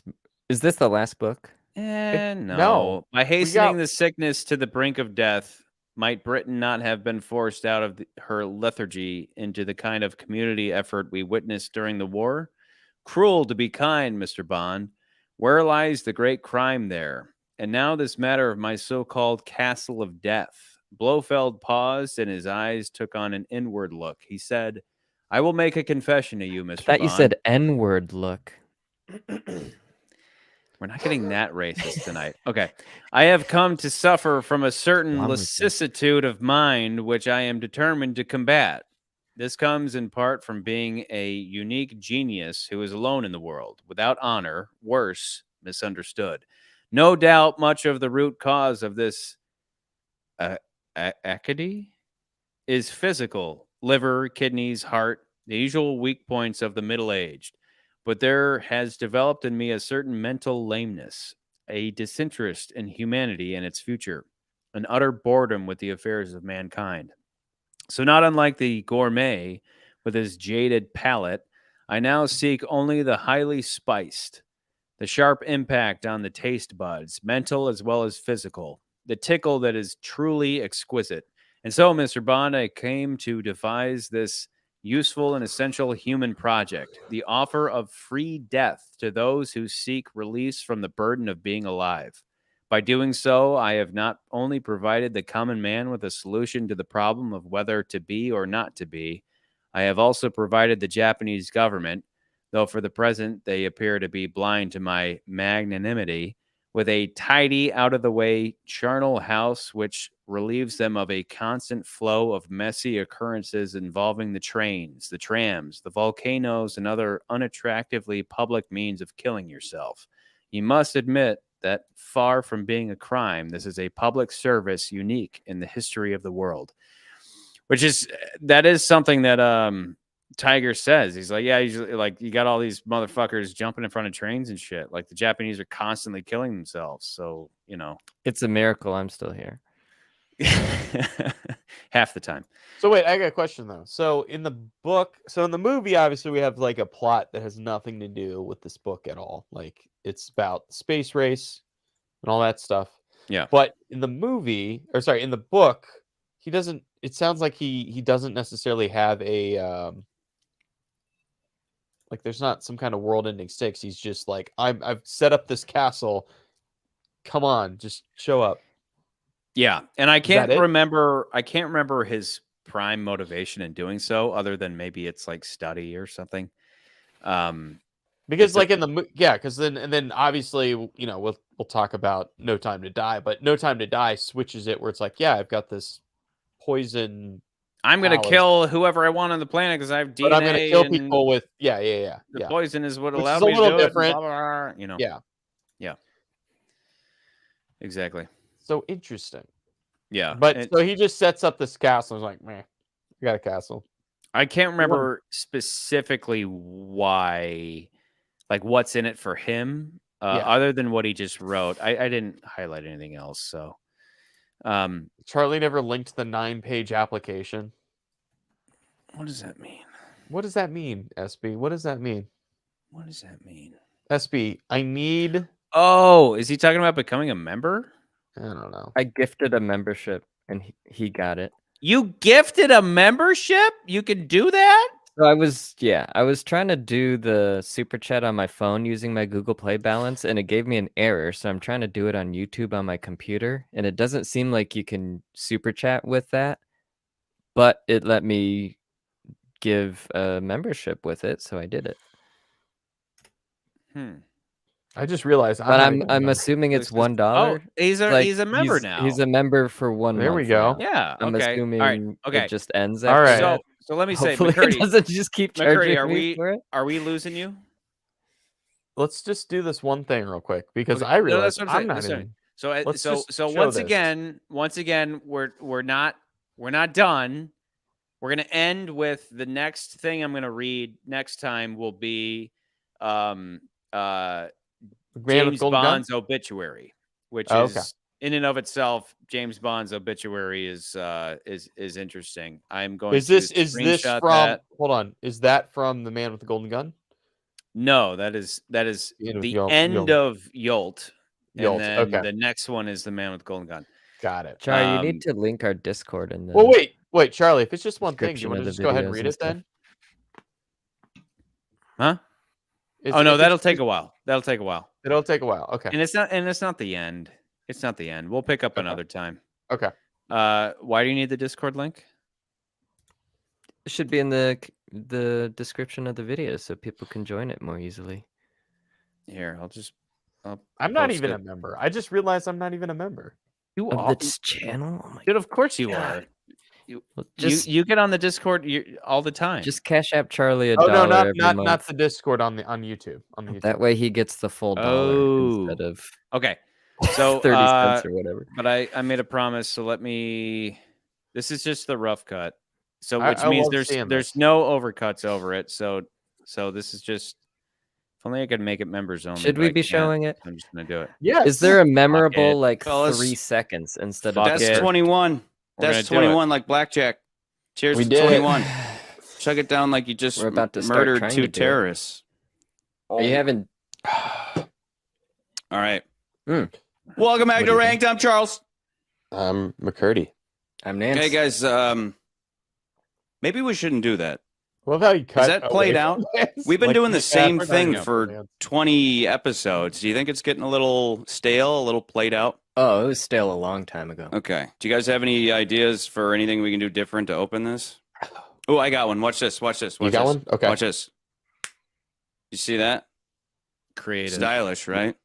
I mean, yeah. It's Yeah. got to be super alright. grainy though. Everybody looks cooler in black and white. I don't know. Right. Is it enough? Do you have anything else? No, that's it. Okay. Wait, do you feel that? Do you hear the heavenly choirs? Do you feel the spirit? Do you feel the Martine Campbell spirit? Do you feel it? Do you feel holy? Do you feel it? I feel something. Do you feel the spirit? Do you feel the spirit? Behold, okay, that's all we're gonna do. That's all we're gonna do.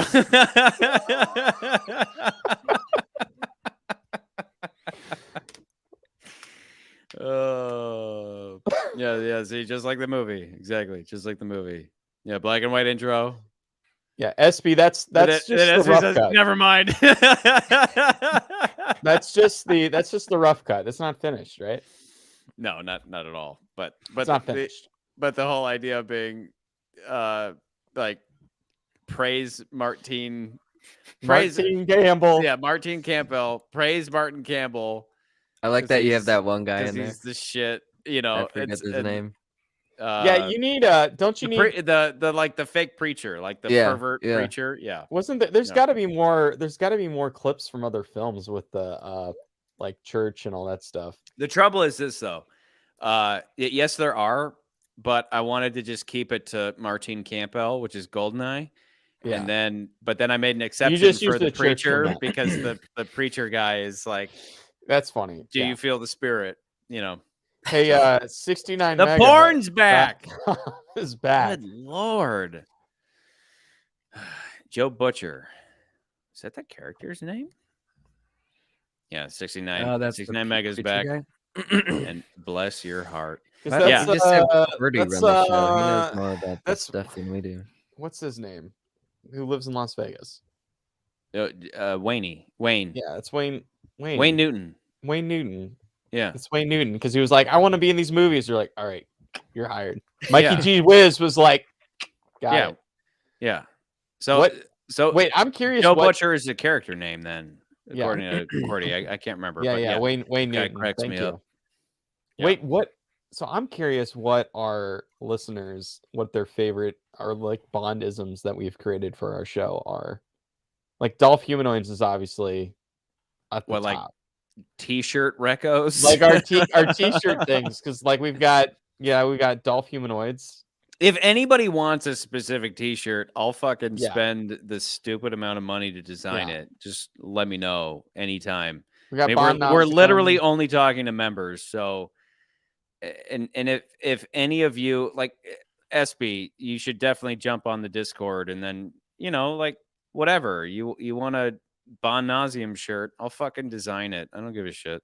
Wait, what were the other ones? We Because had, I want a Dolph Humanoid shirt. I want a Bon Nauseum shirt, and I want like a. There's you so many know, good like shirts. A, we Wait, could like a make. I forgot McCurdy's about retarded Iconic. shirt, whatever. Wait, what was that? Too bad none of Iconic? us are graphic designers and know how to make stuff. Yeah, but I like to delegate anyway. Iconic. Iconic was one. There you go, Wayne Newton. Iconic would be Wayne good. Newton. Iconic. Mikey G. Whiz. More Shutters, More Ninjas is my favorite. I don't know. I want to do something with headcanon, but I don't know. McCurdy as George Bush. McCurdy as George Bush. That's pretty Damn. good. Nuclear. Nuclear. But Yeah. can it be Nuclear. George Bush, McCurdy dodging a shoe being thrown at him? And can we? Yeah, it's It like could be Silva the throwing Austin a shoe. Powers Odd Job throwing a shoe at McCurdy. Yes. George Bush. Wow. It's you What pretty just is intense. put the it together. show and why am I That's here? great. That is Close the great. shutters. Yeah. Open the so shutters. WM wants a big Close. dumb action movie. Big dumb action movie. I'm Make a gonna add note. these to Make my a Mikey note, list. G. Nance. Wiz. Actually, I take that back. Make a Mikey note, G. Nance. Wiz. Mikey G. Wiz is my favorite, actually. Mikey G. Wiz is definitely on the list. There's a nuclear. Nuclear. Close the shutters. Something. But I think just with shutters. us specifically, it's more shutters. More shutters. Rather more than close the ninjas. shutters, it's more shutters. Just like a picture of Blofeld's face and him being like, But I love that. I do Shutters. having. shutters. I just time stamped the I have to find my note to the add Yolt them. episode, and I love the. I just got to point out the shutters, fucking shutters. Always makes me laugh. Yeah, Mikey G. Wiz shirt. Mikey G. Wiz, baby. Yeah. Find my note. Yeah, what was your... Yeah, because Nan sent us a note Oh, there it is. the other day. We were going through, like... We were talking about, okay, we're going to do merch, and then we were talking about what we wanted to do for merch. And you had a Yeah, whole list. I've got a whole list. I've had this list for a while. It's mostly just stuff that Double take pigeon. I want to wear. Like Yeah. I want to wear that stuff. We talked about headcanon. I want. Welcome a to Dolph Humanoid shirt. Welcome to Spectre Island. That was one, yeah. Oh, I'm trying to see. Yeah, shirts for each movie based on feel and opening. Yeah, Spectre. Welcome to Spectre Island. The more random That and has to be stupid one that any somehow. T-shirt can be is all the better. Like Dolph Humanoids, Yeah, the, that's like, a good one. what the fuck is that? Like, that's It's on all I this hope. Podcast. That's why I'm like, y'all are pussified because you don't want Everyone Hitler wants Mikey G. mustaches. Wish. You see a That should be Hitler-esque dolphin/human on somebody's shirt, and you're gonna say, "What is that?" And that's gonna lead to a discussion. But McCurdy's nobody's face down during for the Hitler. Octopussy Nobody explanation. wants Hitler stashes. I love that. McCurdy's McCurdy's face, face yeah. during the Octopussy explanation. Yeah. Oh my god. It's still the greatest. We're like, this is the worst the movie worst. You ever. made now. this movie worse for me. Oh my God. So boring. Which is funny because I remember the thing about that movie is that the end of it with the train, him chasing down the train, is probably the most exciting part of that movie. Yeah. And I'm like, I'm all on board on that part of the movie. And then the end of it, which is kind of dumb, where they're like, oh, we got to go back to India, which is kind of like, this is tacked on. Yeah. It doesn't make any sense. Well, it makes sense, but it's dumb. And then but then when you went through and explained the plot, which was like the most that was the most torturous thing It was on the awesome show. torturing you like that. It was so bad. Yeah. I like that episode. I usually go back to like that's definitely a fave of mine. Wait until you see his face during Casino.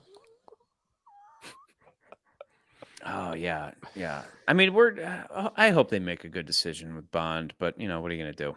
Well, let's wait and see. I'm curious. I'm more Yeah, curious. during Casino.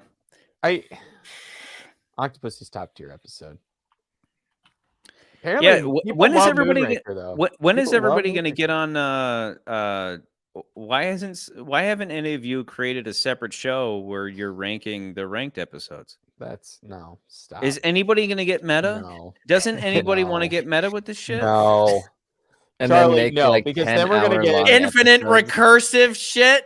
Charlie, that's when we're gonna get these YouTubers that are gonna be like, ranked was good, but then they got bought by this other company and now they're bad. And I'm like, okay. No, like rank Okay. gets bought out by. No, we were talking Dan about Jack. Angry Video Game Nerd, and then you were telling me, you're like, oh, I watched this girl's video, and you're like, I hate this, and I'm like, I don't care about this. I think it's so dumb. Oh, well, because like her attitude was like this. She was like, well, yeah. So anyway, so Angry Video Game Nerd, like he put out like this video where he like talked bad about like Who's minorities this? or something, and it was like and then I was like, and then it was So Nance, she was fucking obnoxious and terrible, and I wanted her to shut up about this beloved. You remember guy, Angry? James Do you Rolfe. remember Oh, yeah. when we were in high school? There was a guy called himself the Angry Nintendo Nerd. Yeah, I He remember does, this guy. and Yeah. he's Di- been doing donkey videos ever since. diarrhea. What was the Yeah. donkey diarrhea? Something. Yeah, he would do Yeah. all sorts of shit like that. Well, he He'd did. rather have a buffalo take a diarrhea dump in his ear. Yeah. Yeah. So He'd anyway, rather eat the people on rotten asshole of Oh a my roadkill God, stunk and down it Found with it beer. Anyway, so people on YouTube are now like, well, they're criticizing YouTubers now, and I'm like, what have we become to? License to Kill, F tier, interesting. Oh, dude, AJ hates License to Kill. He hates it. Listen, He AJ. said, he said I our get list it. was broken with that episode. There's a lot of our list is broken. I tell you that every day. It's sacred. I look at that list and I'm So like, many man, blasphemers that need to be weeded out. the and winking beheaded. fish wasn't even touched on. I don't even remember the winking fish. I No, we don't even remember oh, that. We talked about the dolphuminoid fish, but not the winking fish. From What is there to say about the winking fish? that was the last shot of the movie is a winking fish. I don't remember that. I at don't all. know. WM says he loves no, it. I Andrew A. The thing, like I think I talked about in the episode. The thing about the movie overall, it's got some of the worst acting in a Bond film Yeah. that I've ever seen. I'm like, someone was like, this is good. Like we're good with this.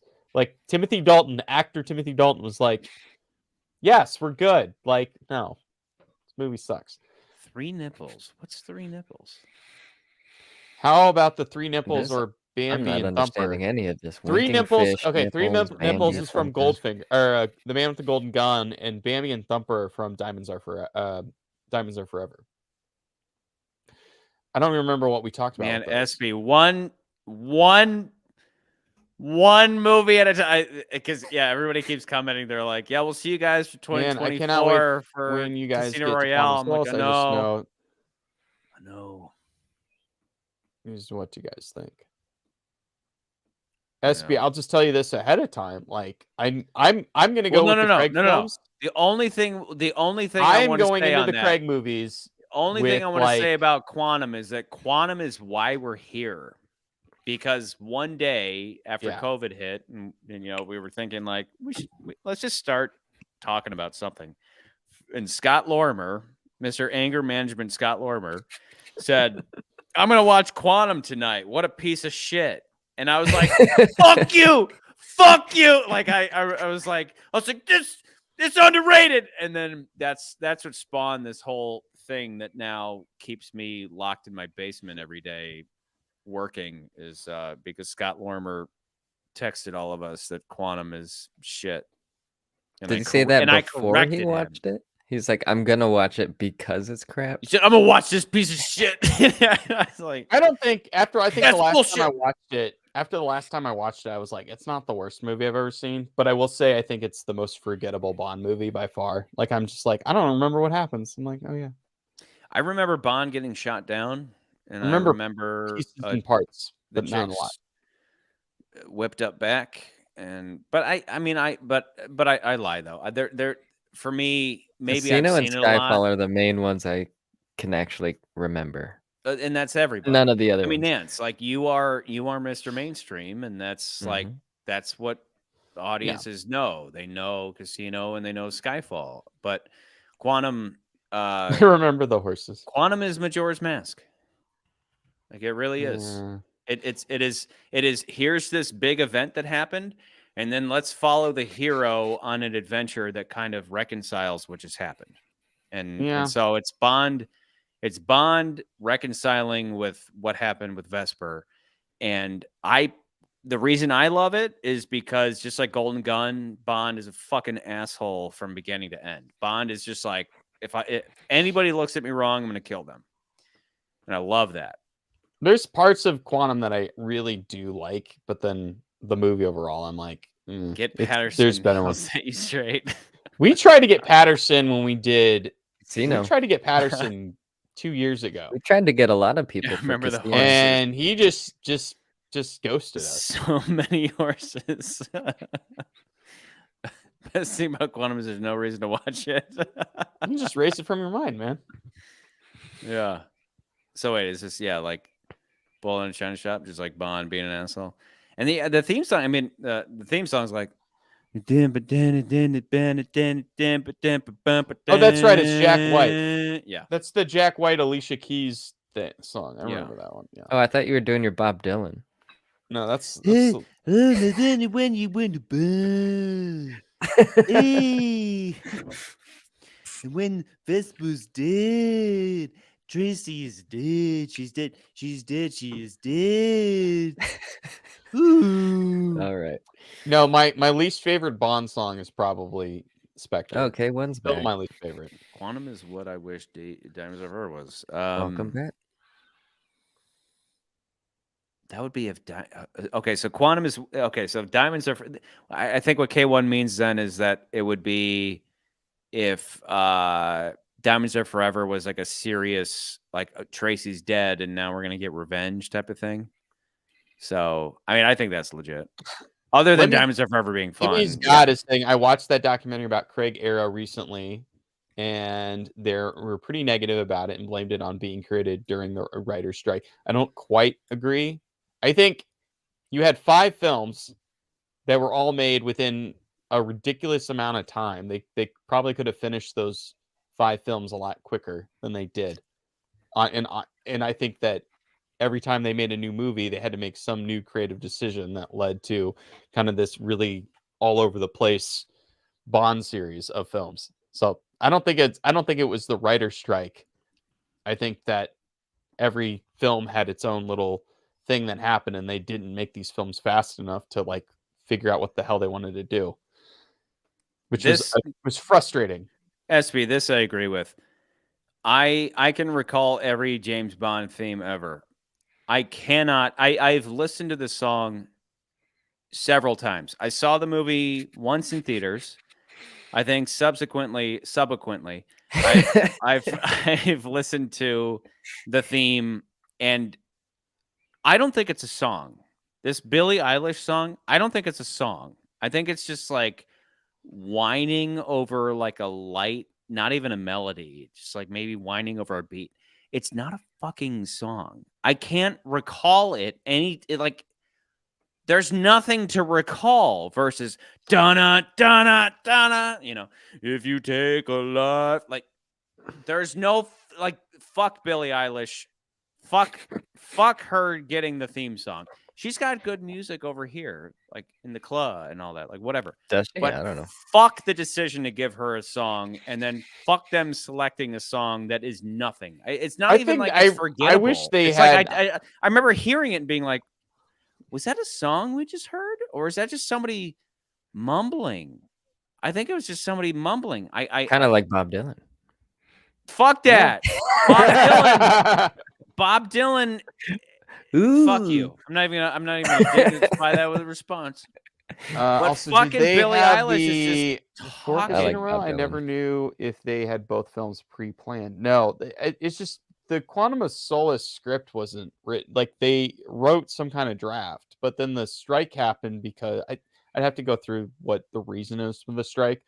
The strike happens, and then they're on set, and they're like, what do we do?" And Gavin, I think it's Gavin Hood, if I'm not mistaken, right? Just director of Quantum. And he's like, well, we just got to make a movie. And they just were like, well, it's a revenge movie, so we'll just go off that.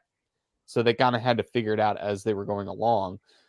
But no, they didn't have this. I don't think they had the script for for Quantum before they had Casino. Oh, sorry. Mark Forrester. Okay. Thank you, Yeah. Cordy. I don't know why keep thinking it's Gavin Hood, but I don't know why. Yeah, But there were other. I think he was dealing with other shit. Gavin Hood was doing Wolverine. That's what I was thinking of. But he was dealing with other stuff at the same time when they were making K1. when they were making that film. Shocking at K1. I told K1 he's got to join the Discord because he's always got something. fucking Everyone hilarious should be to in the say. Discord. So Get in the Discord. we talked about Gavin Hood before. When did we talk about Gavin Hood? I probably had him mixed up with Mark Forrester. I don't know why. I think it was just because I think Gavin Hood made Wolverine like right at the same I like the time opera when they scene. were making the opera scene's great. That's like one of the one things out of that movie. I was like, I wish they didn't say the organization was Quantum. I wish they just didn't mention. Just don't say it. Don't say it. But we'll talk about that when we talk about Quantum of Solace in the year 2025. Oh, the porn's back! Hey, Quick. yo! Everybody click on the porn. Quick. Everybody click it. It's amazing that I could block it so many times and then it just keeps coming back. Yeah. Anyway, Mark Forster is interesting. Yeah, Mark Forster, I wonder if he had his hands tied. It was like, no, we're going to do quick cuts. We're going to do Well, it's funny because we're going to keep when we this talk looking about like shit. when people talk about Casino, they always mention how like Bourne Identity had come out, and so people were like, well, the idea of James Bond has changed and people don't want to do that anymore.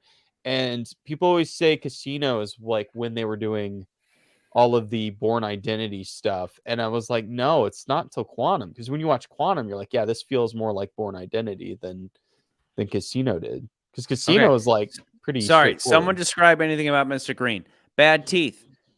Bad teeth. How about that, AJ, motherfucker?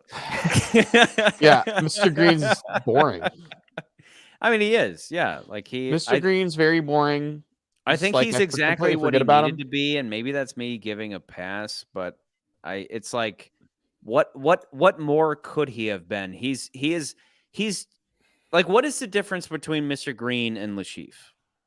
I Like, feel what like makes- I do feel like the casting of Mr. Green is like, oh, let's get someone who looks like Lashif.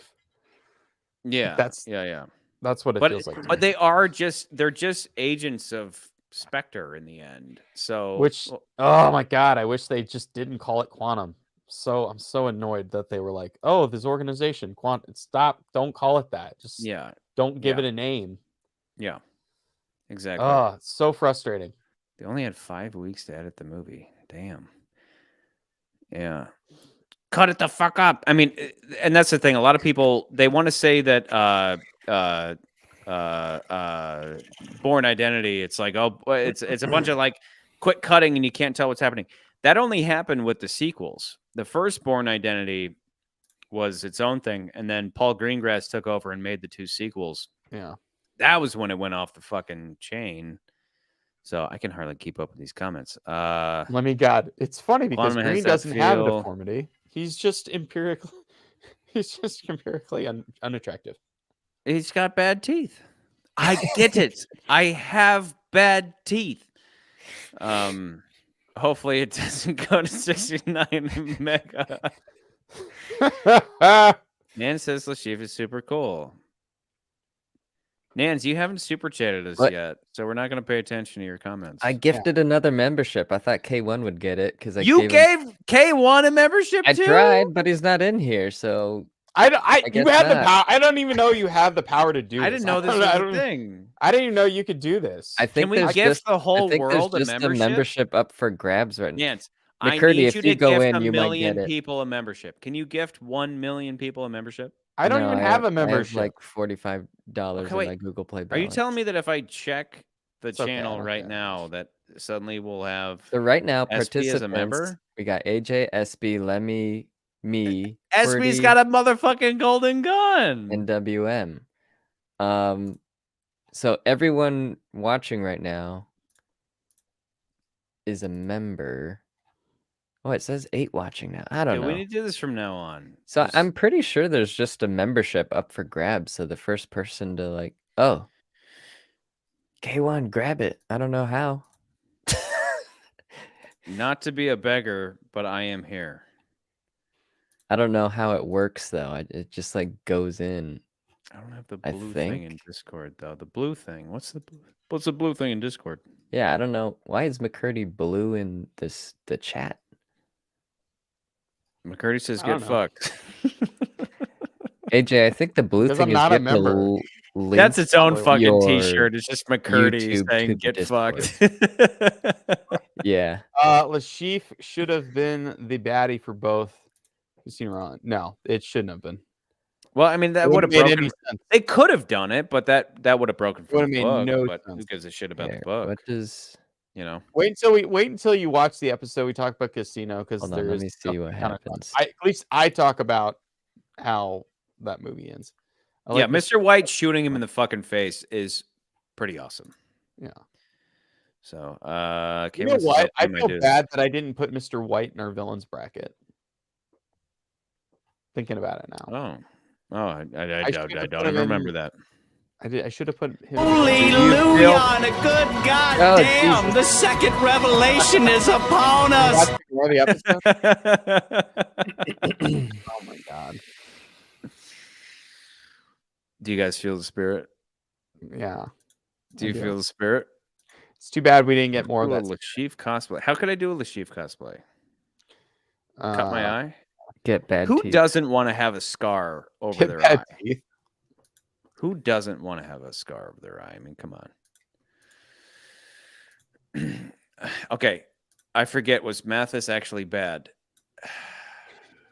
We We'll covered talk this. about it in the next episode. Yeah, we cover this. Yeah. Well, no, wait. We won't cover No, it. the It's short story is no, he wasn't bad, and it makes God sense. damn it, McCurdy! You took the gifted membership. How did you do that? How does that even work? I don't know. I don't know. I didn't even So- know you could do that. So the one I had done, Wait, Charlie, it why seemed like it didn't go to anyone, so I removed it, and then I How does Nance redid a have gifting, ability? and now it seems like McCurdy has it. Charlie, how did Nans get this ability and I did not get this ability to just willy-nilly throw this out? I don't know. No, it's in the chat. So it's just like doing a super chat. You hit that $sign. It says Okay. membership gifting. I click one membership for But 0.99. so anybody else could do this too?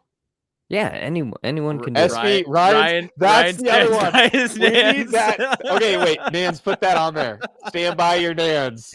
That we need that shirt. Write that down.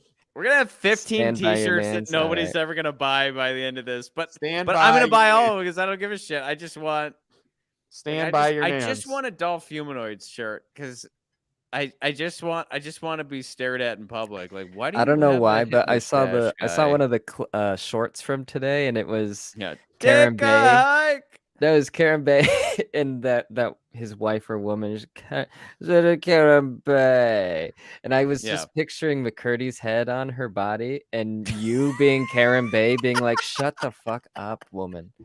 Wow. Why? I don't know. Why? My mind goes to mysterious places. McCurdy definitely has a disability. Well, it's called We're having just cancer. shitting on Thanks. McCurdy now. Thanks. Who's Yoda Stand Boy? by your nans. Yoda Boy, are you a Gorillas fan? What's up, motherfucker? Take a hike. Cordy Manor. Take a hike. That is Arena. That is my mistress. Very talented girl. Okay, let me. I wonder. Guys, I wonder McCurdy, why K1 McCurdy was going to didn't go to get it. bed 30 minutes ago. McCurdy, are you? Yeah, it was. I need to go to bed. Yeah. I'm ready to sign off whenever. There you go. Well, thank McCurdy you, makes awesome WM. short films. Yeah, fuck yeah. Well, thanks. Okay, I just Appreciate that. gifted another. When are you going to make Let's the see what next one, happens. asshole? And when are you going to I put don't. me in it? When are you going to put Nance in it? Well, that'll be The for first one I feature did, film it gave that me I do. the option to like click to see who got it. Listenable live. Me not knowing how this works means I don't give a fuck. I'm looking at the. But I think super you should give stickers. I didn't even know K1 this was a thing. AJ's out. I think give K1 a membership and I don't have an and then option we're of out. choosing who gets it. I You just put it out there and somebody I grabs just it. gifted another one, and I don't know. Maybe there's like a time delay on it. 'Cause Okay. I don't know why. Anybody like, grab it. McCurdy got one. Oh, Here you go. K1's K1. got the gun. Hey, you got it. Hell yeah. K1's in. Sorry, Yoda boy. Join the Discord though. Everyone join the Okay. Discord. Here's the thing though. Here's the thing. I think we only need oh no, we're good. We're good. We got what are we at? We're at 15 members. We just unlocked another emoji. You're welcome, everybody. We unlocked an emoji. I did it for the emoji. What's it gonna be? Wait, let me pull it up because there's Is this the booze in my Nans? brain, so I gotta figure this Oh, out. did you have like some? Wait, you had all the art add for another all these, emoji. Add another emoji, and we're gonna add. Before you go to bed, McCurdy, we're gonna do this right now. All right, all right. It's appropriate what it's gonna be. I already Do said. you what want to it's do gonna this be. again Wednesday? Do you want to go live again Wednesday? Dude, I'll do. I think Let's- I would fucking do live every night if I could. We needed. Okay, so one, we need to go live again for this, but we should go live again to do another like movie that just recently came out that we can talk about. Yeah, that's also Shit. the idea of next year. Okay. Yeah. The next emoji name is iconic. Oh, And I just What's added the it. image though? Is it cool? I just added it. So somebody use it. I just added it. hold Better on, hold not on, be hold on, hold on. lame. Oh, it's just the three of us. It's so tiny. Is it any good? Wait, where's mine? I mean, I can see it. It's just tiny, teeny tiny. Hold on, I'm gonna look at it. Hold on. I can't see it because I'm just on. Yeah, it StreamYard. is teeny tiny. It's the three of us. Is it any good though? Can you I tell mean, what it is? I mean, I don't I even know what we're it is. doing. It looks Probably like because It I looks saw like all the emojis long ago. What are we drinking? What are we doing? I can't tell what this is. I think we're cheersing. If I need to on. fix it, I can fix it. But I had to like. It's just emojis are so tiny. If you put a bunch of stuff in there, it's hard to see. I know. It's like this stealth humanoid. We are the future. Oh, it's us drinking. It's all of us drinking. We're all drinking. We're all doing. Exactly. We're all drinking. That's why it's called iconic. We're This all is what drinking. we're doing right now. So Yeah. iconic. Yeah. Okay. All right. This Well, is we what did this it. channel is known for. Somebody. After we're done, somebody please spam the new emoji a bunch so I can see it on my end.